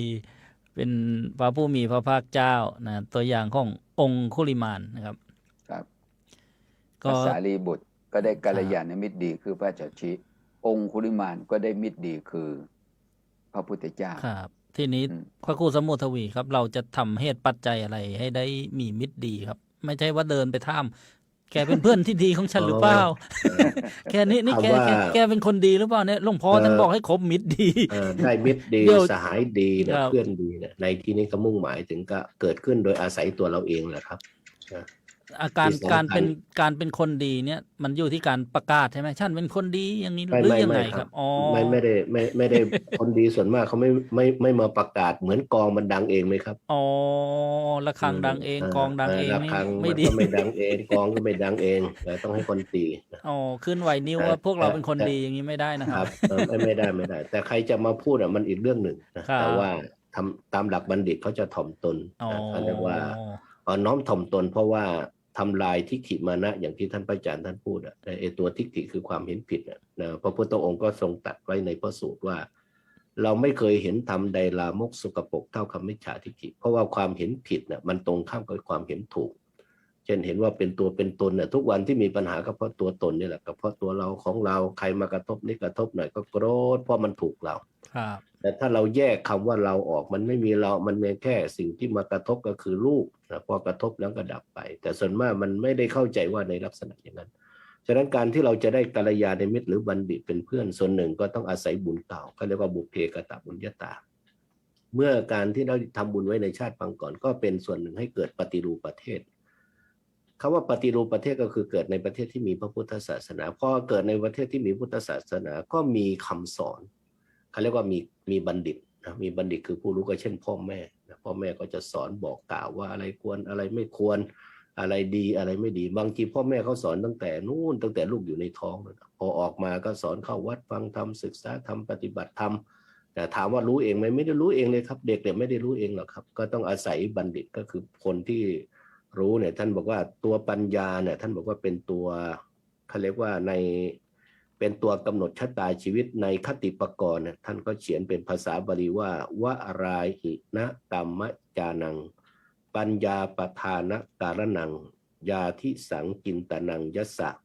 ตัสสะตะเถวะชีวิตังซึ่งก็แปลเป็นใจความว่าชีวิตคนเราจะดีจะเลวขึ้นอยู่กับการใช้ปัญญาความคิดคุณคิดใคร่ควรอย่างไรชีวิตคุณก็จะเปลี่ยนไปอย่างนั้นคือหลักของการที่จะเกิดปัญญาเนี่ยดีเลวก็อยู่ที่ความเข้าใจคนที่เข้าใจเนี่ยก็รู้ว่าดีเป็นอย่างนี้เลวเป็นอย่างนี้เช่นดีนะดีก็คือการทำความดีทางกายวาจาใจเช่นไม่ฆ่าสัตว์ไม่ลักทรัพย์ไม่ประพฤติผิดในกามทางวาจาก็เป็นคนไม่พูดเท็จไม่พูดส่อเสียดไม่พูดคำหยาบไม่พูดเพ้อเจ้อทางใจก็คือไม่โลภไม่โกรธไม่เห็นผิดแต่การที่เราจะไปรู้ใจคนเนี่ยมันยากแต่จะรู้ได้ก็อยู่แค่2 ทางก็คือทางกายกับทางวาจาแล้วคนที่จะรู้ก็ต้องเป็นคนมีปัญญาถ้าไม่มีปัญญาก็เข้าไปร่วมกลุ่มกับเขาอีกเห็นเขาพูดเพ้อเจ้อกับเพ้อเจ้อไปกับเขาแต่ถ้าเป็นบัณฑิตผู้รู้เนี่ยเขาจะไม่ไปสนทนาพูดคุยเขาเรียกว่าไม่ไปเสพเขาเรียกว่าจะเสพก็ต้องเสพสัพพุริสังเสวะครบสัตตบุรุษเมื่อครบสัตตบุรุษก็ได้ฟังสิ่งที่เป็นมงคลสิ่งที่เป็นประโยชน์ก็พูดแต่เรื่องพระพุทธเจ้าพูดพระธรรมพูดถึงพระอริยสงฆ์พูดให้เราในเกิดศรัทธาเริ่มใสในพระพุทธเจ้าในพระธรรมคำสอนของพระพุทธเจ้าแล้วก็พระอริยสงฆ์ก็ตั้งแต่นู่นตั้งแต่โกฏัญญะเนี่ยผู้ได้บรรลุธรรมได้ดวงตาเห็นธรรมพ่อทราบว่า พระพุทธเจ้าออกบวชหรือเจ้าชายสิทธัตถะออกบวชเท่านั้นแหละติดตามพอติดตามก็เพื่ออะไรเพื่อต้องการฟังธรรมเพื่อที่จะเห็นธรรมรู้ธรรมก็เรียกว่าโมกขธรรมแสวงหาธรรมเพื่ออะไรเพื่อหลุดพ้นจากวัฏฏทุกข์หรือวัฏฏสงสารบุคคลเหล่านี้ที่จะเห็นได้ส่วนหนึ่งก็คือทำบุญมาไว้จนเป็นธาตุสุดท้ายครับดูได้เลยครับผู้ที่บรรลุธรรมในสมัยยุคพระพุทธเจ้าส่วนหนึ่งเขาฟังมามาก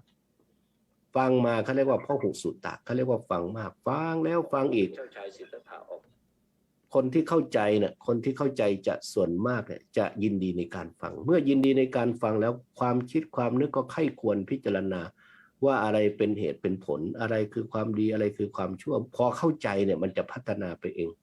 ถ้าเป็นบัณฑิตก็ควรเข้าไปนั่งใกล้ไปสนทนาไปพูดคุยยิ่งเข้าใกล้มากมันก็จะเป็นเหมือนกับมีแรงดึงดูดทำให้เราอยากจะทำตามปฏิบัติตามเห็นเขาปฏิบัติเราจะไปนั่งหลับตามันก็เป็นไปไม่ได้นะครับเห็นเขาสำรวมเราจะไปมองซ้ายมองขวาก็เป็นไปไม่ได้มันก็ต้องมีการกระทำเช่นการเจริญสติเพราะการเจริญสติอาศัยอะไรรู้ไหมครับอาศัยโยนิโสมนสิการโยนิโสมนสิการก็อาศัยศรัทธาถามว่าศรัทธาเกิดขึ้นได้อย่างไรก็โดยอาศัยการฟังธรรมพอฟังธรรมกับบัณฑิตก็ศรัทธาก็เกิดศรัทธาในกรรมศรัทธาในผลของกรรมศรัทธาแม้กระทั่งตถาคตโพธิศรัทธาเชื่อในพระพุทธเจ้าพอมีความเชื่อในพระตถาคตแล้วเนี่ยสิ่งที่เห็นได้ก็คือการเจริญสติการเจริญปัญญาเมื่อเจริญสติถามว่าการเจริญสติปัญญาได้อย่างไรก็ต้องอาศัยโยนิโสมนสิการทุกอย่างที่กระทบเข้ามาเนี่ย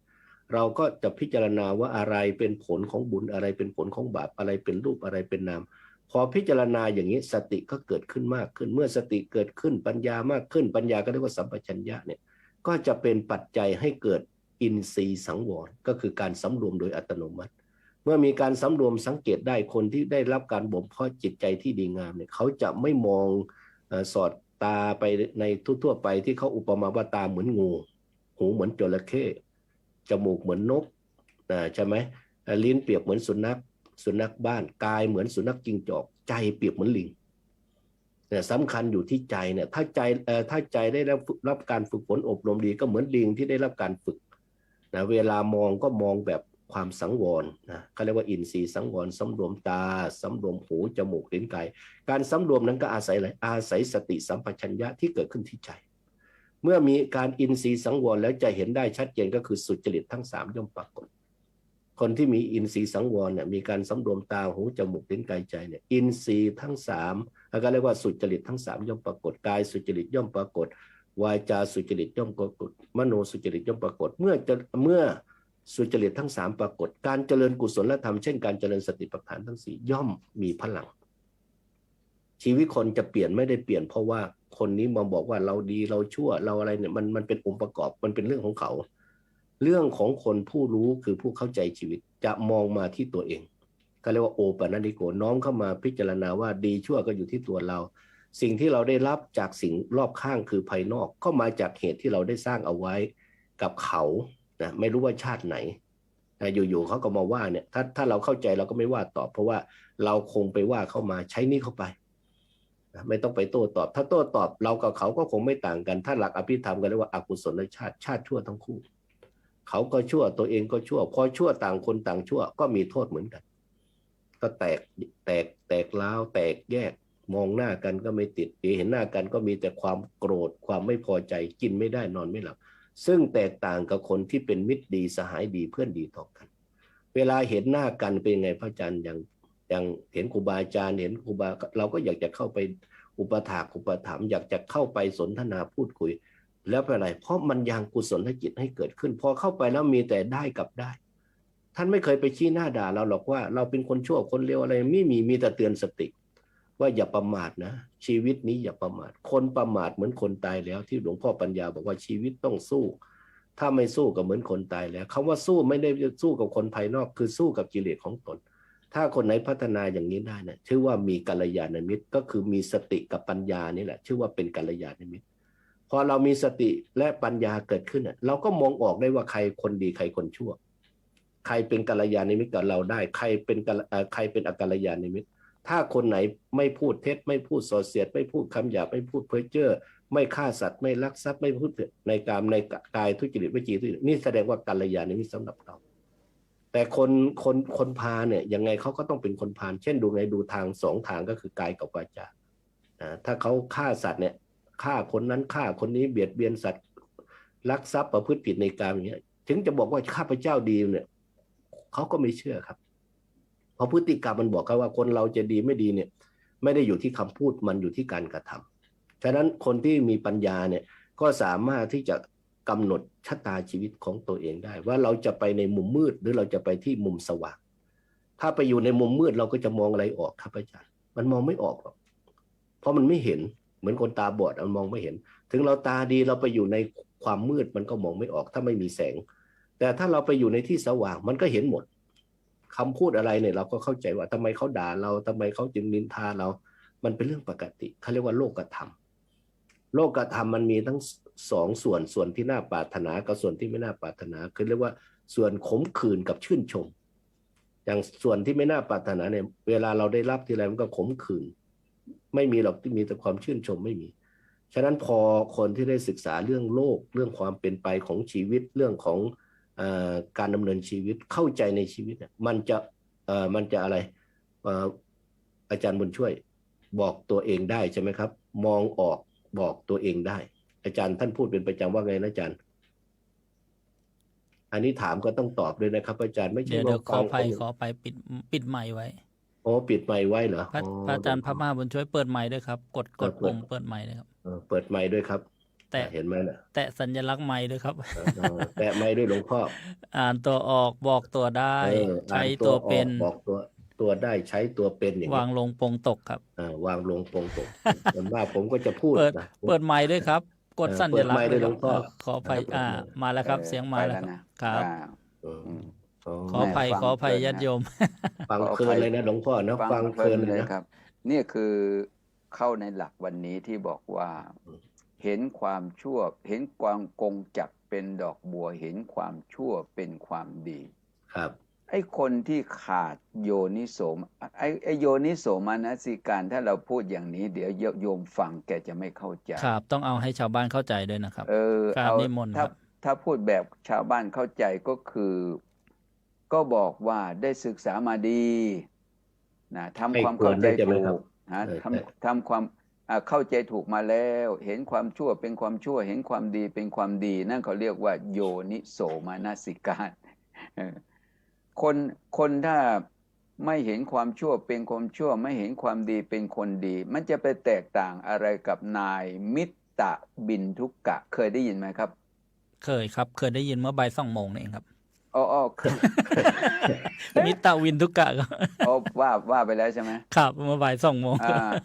ทำไมจึงเรียกว่ามิตตบินทุกะย้อนรอยนิดๆครับที่อาจารย์ต้นมิตตเนี่ยมิตตกับมิตรใช่ไหมครับมิตตเราเอาชื่อคนมันเป็นนามไม่ต้องแปลครับครับเขาก็ไปไม่เชื่อแม่ไม่เชื่อผู้กตัญญูที่หวังดีต่อตัวเองไงเชื่อมั่นในตัวเองว่าแค่นี้เราก็ทำได้เราก็ไปได้ครับใช่สุดท้ายก็ไปประสบความทุกข์เดือดร้อนนะครับแม่ดึงมือไว้อย่าไปเลยลูกสะบัดมือแม่เป็นพระโสดาบันนะครับโอ้โหผลักล้มเลยแล้วก็ไปลงเรือไปกับพวกจะไปค้าค่ายคล้องเรือยังไม่วิ่งเลยครับเรือวิ่งแล้วเรือออกไปแล้วแต่วิ่งเรือหยุดไปหยุดกลางทะเลนั่นนะครับแล้วมันเขาจับฉลากใช่ไหมครับจับฉลากกัลกินีครับกัลกินีว่าทำไมว่าจับตั้ง5 ตัวสวยหาตัวสวยหาตัวกัลกินีเจอไหมครับวัดวิปัสสนาดงเย็นจะใช้วิธีนี้ไหมครับถ้าเกิดอะไรขึ้นยังครับยังไม่ได้ถ้าเกิดเหตุไม่ดีนี่ต้องหาตัวคนละกัลกินีนะครับนี่ก็คงจะต้องหาเหมือนกันครับเพราะฉะนั้นคือมันก็แปลกนะแรงกรรมเนี่ย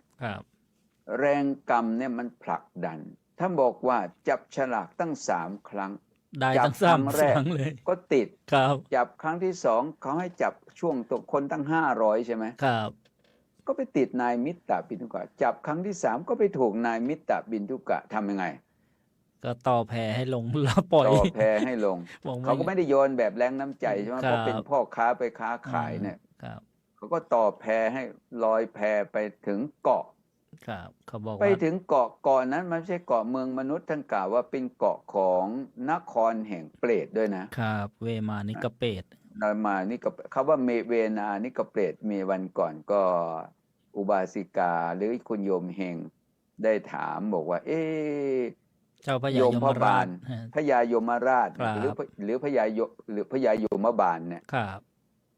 ทำไมจึงไปเกิดเป็นพระยายมราช เพราะว่ากรรมที่นั่นแสดงว่า บุญก็ทำกรรมก็สร้างทั้งสองอย่างเสมอกัน คนเหล่านี้ตายไปแล้วไปเกิดเป็นเวมานิกเปรต อ๋อ คือ พวก กลางวันเสวยบุญกลางคืนเสวยบาป พวกวัดก็เข้าเราก็กินนะ เนี่ย ถือศีล 3 ครับ ถือศีล 2 มีโยมจะไปถืออุโบสถศีล 7ได้ไหมครับอาจารย์อัฏฐะแปลว่าอะไรอัฏฐะก็แปลว่า8ถ้าถือ7มันก็ไม่ใช่8นะ ก็เนี่ยแกก็ในเกาะนั้นอ่ะคนที่ไปอยู่เมืองนั้นมันก็เป็นเวมาเป็นนครแห่งเปรต ครับ เปรตที่ทำร้ายพ่อแม่ทั้งนั้นเลยครับ โอ้ครับ ที่เกาะนั้นน่ะ ทำลายผู้มีพระคุณพ่อ ครับ แม่ ผู้ พอ เลี้ยง แก ดู ขึ้นเกาะไปแล้วก็มีคนมาต้อนรับด้วยนะ ครับ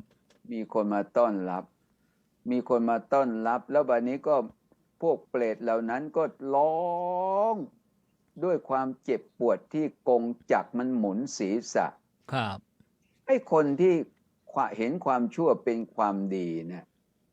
อย่างคนคิดเผ็ดโกรธเมียโกรธพ่อโกรธแม่โกรธลูกที่เขามาว่าใครมาขวางมาโกรธหมดนะครับอาจารย์ต้น ครับ เวลาเรือขวางเนี่ยถ้าน้ำไม่ใช่เรือขวาง น้ำ ถ้า เชี่ยว น้ำเชี่ยวเอาเรือไปขวางมันเป็นไง เรือก็ล้มไปด้วยนี่ครับ ล่มไปด้วย ครับ เพราะฉะนั้นคนเราเนี่ยเวลามันโกรธเราก็พยายามมันแข็งมาแล้วก็อ่อนไปใช่ไหม เอาน้ำเย็นเข้ารูปใช่ไหม น้ำ ค เย็ รับ นเข้า ค่อย รูป ๆพูดค่อยๆจากัน ค่อยพูดค่อยจาอย่าไปขวางฮึกฮักขึ้นมาบางทีเนี่ยมัน เอาน้ำมันไปสาดเท้ากองไฟ มันก็ไปกันใหญ่เลย มันต้องดึงเชื้อออกใช่ไหมครับ ดึง นายเดช ฟืน มัน ดึ ก็ ง เป็ อะ น ไร แบบ ออก ว่า อย่าไป ถ้า โห คน ม มันเห็น อย่าไป นี่ โห เขา ม บอก เชื้อ ว่า เข้าไป เห็นกงจักรเป็นดอกบัวแล้วมันเหมือนกับไฟเห็นเชื้อใช่ไหม ครับ โยนเชื้อใส่มันก็ลุกโพลงดิ ครับอ๋อ เหมือนคนโกรธแล้วเนี่ยบอกลูกชายว่า มึงอย่าเตะกระโถนนะโอ้โหมันเหมือนฟุตบอลนะเตะปางเลย อ๋อ คนโกรธแล้วมึงอย่าไปทำถ้วยชามแตกนะมันเหมือนกับยุนะพระอาจารย์ต้น ครับอ๋อ ถ้วยชามโดนกาว เวลาไปเจอต้นเสามึงอย่าชนต้นเสานะหลบนะอาจารย์ อ๋อ หลบไม่ชน เหมือนเรื่องนิทานเรื่องใหญ่หัวดื้อเลย ตาห้ามไม่ให้ทำอะไรทำหมดแหละ เนี่ย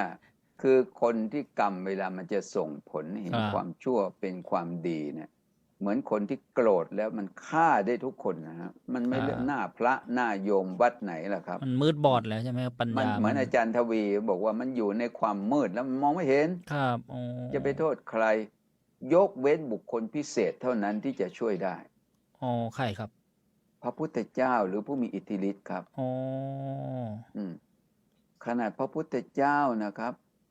พญามารเขาห้อยเขาทำหลุมฐานเพลิงเลยนะครับอาจารย์ ครับ ที่จะห้ามไม่ให้พระพุทธเจ้าไปรับบิณฑบาตนะครับ แต่พระพุทธเจ้าใช้พลังอิทธานุภาพที่เหนือกว่า เดินผ่านเข้ากองเพลิงแบบชนิด แต่พระองค์เดินไม่มีกองเพลิงหรอก แต่ว่าอานุภาพแห่งฤทธิ์ทำให้เห็นเขาว่าอยู่ในกองเพลิงก็ไม่สามารถทำอะไรพระองค์ได้ ครับ นั่นแล้วพระองค์ก็ปราบพวกนั้นได้ เนี่ยอย่างมิตตบินทุกะเนี่ยเพราะมันเป็นเห็นกงจักรเป็นดอกบัวกิเลสทั้งหลายที่มันเกิดขึ้นในจิตใจเนี่ยนะเพราะฉะนั้นผู้ใหญ่ในบ้านในเมืองเนี่ยน่าจะมองตัวเองบ้างนะบางอย่าง ครับ ถ้ากระจกภายนอกมันมองดูกายนะแต่พระธรรมคำสอนเนี่ยมองดูใจเราจะรู้ว่าหน้าตาของเรามันหล่อเหลาเอาการยังไงมันต้องอาศัยกระจกภายนอกเป็นเครื่องสะท้อนกลับให้เรารู้ว่าหน้ามีสิวมีฝ้าตรงไหน ครับ การบริหารประเทศชาติบ้านเมืองก็เหมือนกัน เราต้องดูด้วยนะครับอาจารย์ต้น ดูด้วยใช่ไหมครับ ไปดูเขาด้วยหรือว่าจะเห็นด้วยเนี่ย แต่ต้องดูว่ามันผิดมันถูก ผมฟังเด็กคิดผมก็เห็นกับเด็กนะครับ ไม่ใช่ไปว่าคนนั้นคนนี้นะ ในประเทศไทยเขาว่าไงฟังเด็กเขาพูดนะอาจารย์ ไปฟังมาด้วยเหรอครับ ครับผม เดี๋ยวอาจารย์ทวีจะได้เสริมนะครับ เนี่ยประเทศไทยทำไมน้ำมันมันแพงประเทศมาเลเซียเนี่ยเขาก็มีโรงกลั่นน้ำมันทำไมมาเลเซียเขาขายน้ำมันลิตรละ17 บาททำไมประเทศไทยมีโรงกลั่นทำไมน้ำมันตึงลิตรละตั้งเกือบ30 บาทถ้าเรายุบบริษัทน้ำมันในประเทศไทยแล้วไปซื้อน้ำมันมาเลเซียมาใช้มันจะไม่ดีกว่าเลยไม่ต้องเหนื่อยด้วยฟังเด็กความคิดผมว่าดีนะครับอาจารย์เอาคำว่านี่เห็นด้วยใช่ไหมอาจารย์ ผมนึกถึงหลวงพ่อรูปหนึ่งก็บอกว่าโลกเราที่มันวุ่นวายเนี่ยนะครับว่าไงครับไปเอาน้ำมันเนี่ยไปดูดขึ้นมาเนี่ยมันเป็นน้ำมันของสัตว์นรกที่โดนเผาอยู่ในนรกแล้วเราก็มาใช้น้ำมันสัตว์นรกเลยวุ่นวายไปหมดเลยครับโลกเราไม่รู้ว่าจริงเท็จยังไงเลยหลวงพ่อรูปหนึ่งท่านบอกว่าเนี่ยโลกเรามันวุ่นวายเนี่ยพอไปเอาไปดูดน้ำมันพี่นรกมาใช้กันเนี่ยอันนี้เราฟังเด็กแล้วก็ได้แนวความคิดนะอาจารย์เนาะคือจริงๆแล้วก็ถ้าเป็นธุรกิจการค้าการขายแล้วก็มองเห็นมุมต่างๆท่านอาจารย์สวีว่ายังไงครับครับก็คือถ้ามันถูกมันก็ดีกว่าแพงแหละครับผมว่าถูกนะผมว่าถูกในดีกว่าแพงแต่ถ้าจะพูดมันก็ขึ้นมันก็มันก็ดีถ้ามันถูกอะครับก็ดีนะดีก็พูดตามว่าถ้าบ้านเมืองเราเนี่ยมันพูดตามเด็กครับพูดตามเด็กครับอันนี้ผมจะพูดตามผมครับพูดตามเพราะว่าผมก็ไม่ใช่เด็กแล้วเมื่อกี้เนี่ยผมไปเปิดคลิปฟังเด็กมันได้ผมได้แนวความคิดครับได้แนวความคิดว่าเห็นกงจักรเป็นดอกบัวเห็นความชั่วเป็นความดีอันนี้มันต้องเหมือนหลวงพ่อกิติวุฒโธสมัยเก่านะฆ่าคอมมิวนิสต์ไม่บาปไอ้คอมมิวนิสต์มันไม่ใช่ตัวบุคคลมันเป็นลัทธิต้องฆ่าความคิดความเห็นของเขามันจึงไม่บาปอาจารย์คึกฤทธิ์ปราโมกข์ก็เอาใหญ่เลยท่านกิติวุฒโธเนี่ยฆ่ามนุษย์ไม่บาปเอาไปยังอีกมันคือเขาเรียกว่าพูดคนขายข่าวอาจารย์คนขายข่าวฟังลุกสมัยนั้นสนุกนะครับอาจารย์คึกฤทธิ์ปราโมทย์กับท่านอาจารย์กิติวุฒโธท่านก็มาเวลาขึ้นเวทีแล้วเป็นคนละฝ่ายแต่เวลาลงเวทีแล้วมานั่งคุยกันเอาอย่างนี้กันแล้วกันเราพูดธรรมะอาจารย์จะไม่ออกนอกเรื่องแล้วเดี๋ยวมันจะมีเรื่องแล้วมันจะมีเรื่องนะคือลัทธิเนี่ยเป็นมันเป็นความผิดถ้าพูดมันต้องพูดกันยาวไงแล้วก็บุคคลทั้งสองนี้ไม่ได้อยู่ในสมัยนี้แล้วกลายเป็นว่าเดี๋ยวเราจะนำมาแล้วมันตกหล่นไปเดี๋ยวก็จะนั่นไปครับมันจะได้ขึ้นมาใช่ไหมครับวันนี้เราก็เป็นว่าเรื่องมุมมองเกี่ยวกับธรรมะแล้วก็มุมมองในการบริหารบ้านเมืองบางส่วนบางเรื่องนะครูบาอาจารย์ก็ได้เมตตานำธรรมะมาให้เป็นข้อคิดเตือนจิตสะกิดใจนะก่อนจะทำสิ่งใดต้องให้คิดใช่ไหมถูกหรือผิดทำอย่างนี้ดีหรือไม่นะถ้าเห็นว่าไม่ดีมีโทษภัยต้องหาทางเปลี่ยนใหม่ทำให้ดีนะครับท่านมีคำกรว่าเดินมากรุกยังต้องคิดเดินมากชีวิตจะไม่คิดบ้างหรือก็เห็นกงจักรเป็นดอกบัวครูบาอาจารย์ก็ได้ให้ทัศนะความรู้ความเห็นในทางธรรมธรรมกับโลกต้องเกื้อกูลกันไปใช่ไหมครับครับต้องแบบคือต้องมีคุณธรรมครับคือคุณธรรมข้อแรกที่เรามองเห็นก็คือตัวสตินะครับสติต้องมาก่อนจะเป็นใครก็ตามสติต้องมาก่อนไอ้ความเห็นผิดตัวนี้ครับมันทำลายบ้านทำลายเมืองและทำลายทั้งตัวเองด้วยหลวงพ่อพุทธทาสเรียกตัวอุบาทนะครับ เห็นกันคนละทางตั้งคนก็ตั้งเจตนาดีนะครับแต่ว่ามองกันคนละมุมตาบอดคำช้างไง สองคนยนต์ตามช่อง คนหนึ่งมองเห็นโคนตมอีกคนหนึ่งตาแหลมคมมองเห็นดาวพลาวพลายใช่ไหมครับนี่คือมองเรื่องเดียวกันครับโลกไม่ช้ำทำไม่เสียนะครับสนทนาธรรมก็เอาพอได้เป็นข้อคิดคติเตือนใจว่าครูสมุทรวีมีอะไรจะเสริมนิมนต์ครับขอเสริมนิดหนึ่งครับเพราะว่านิมนต์ครับเขาบอกว่ามีในคติปกรณ์ท่านได้กล่าวว่าทำดีไม่ได้ตายเสียดีกว่าว่างั้นท่านก็ยกบาลีขึ้นว่ายะทิเตอัตถิปัญญาจะโลกัสสะตังปจิตจะเชโยนะโรมันทะปัญโยปิอายิกังวะปาริชเชแปลเป็นใจความว่าหากคุณมีสติปัญญาก็ขอให้เสียสละสติปัญญาของคุณแก่สังคมเถิดหากไร้สติปัญญาก็ขอเสียสละหยาดเหงื่อแรงงาน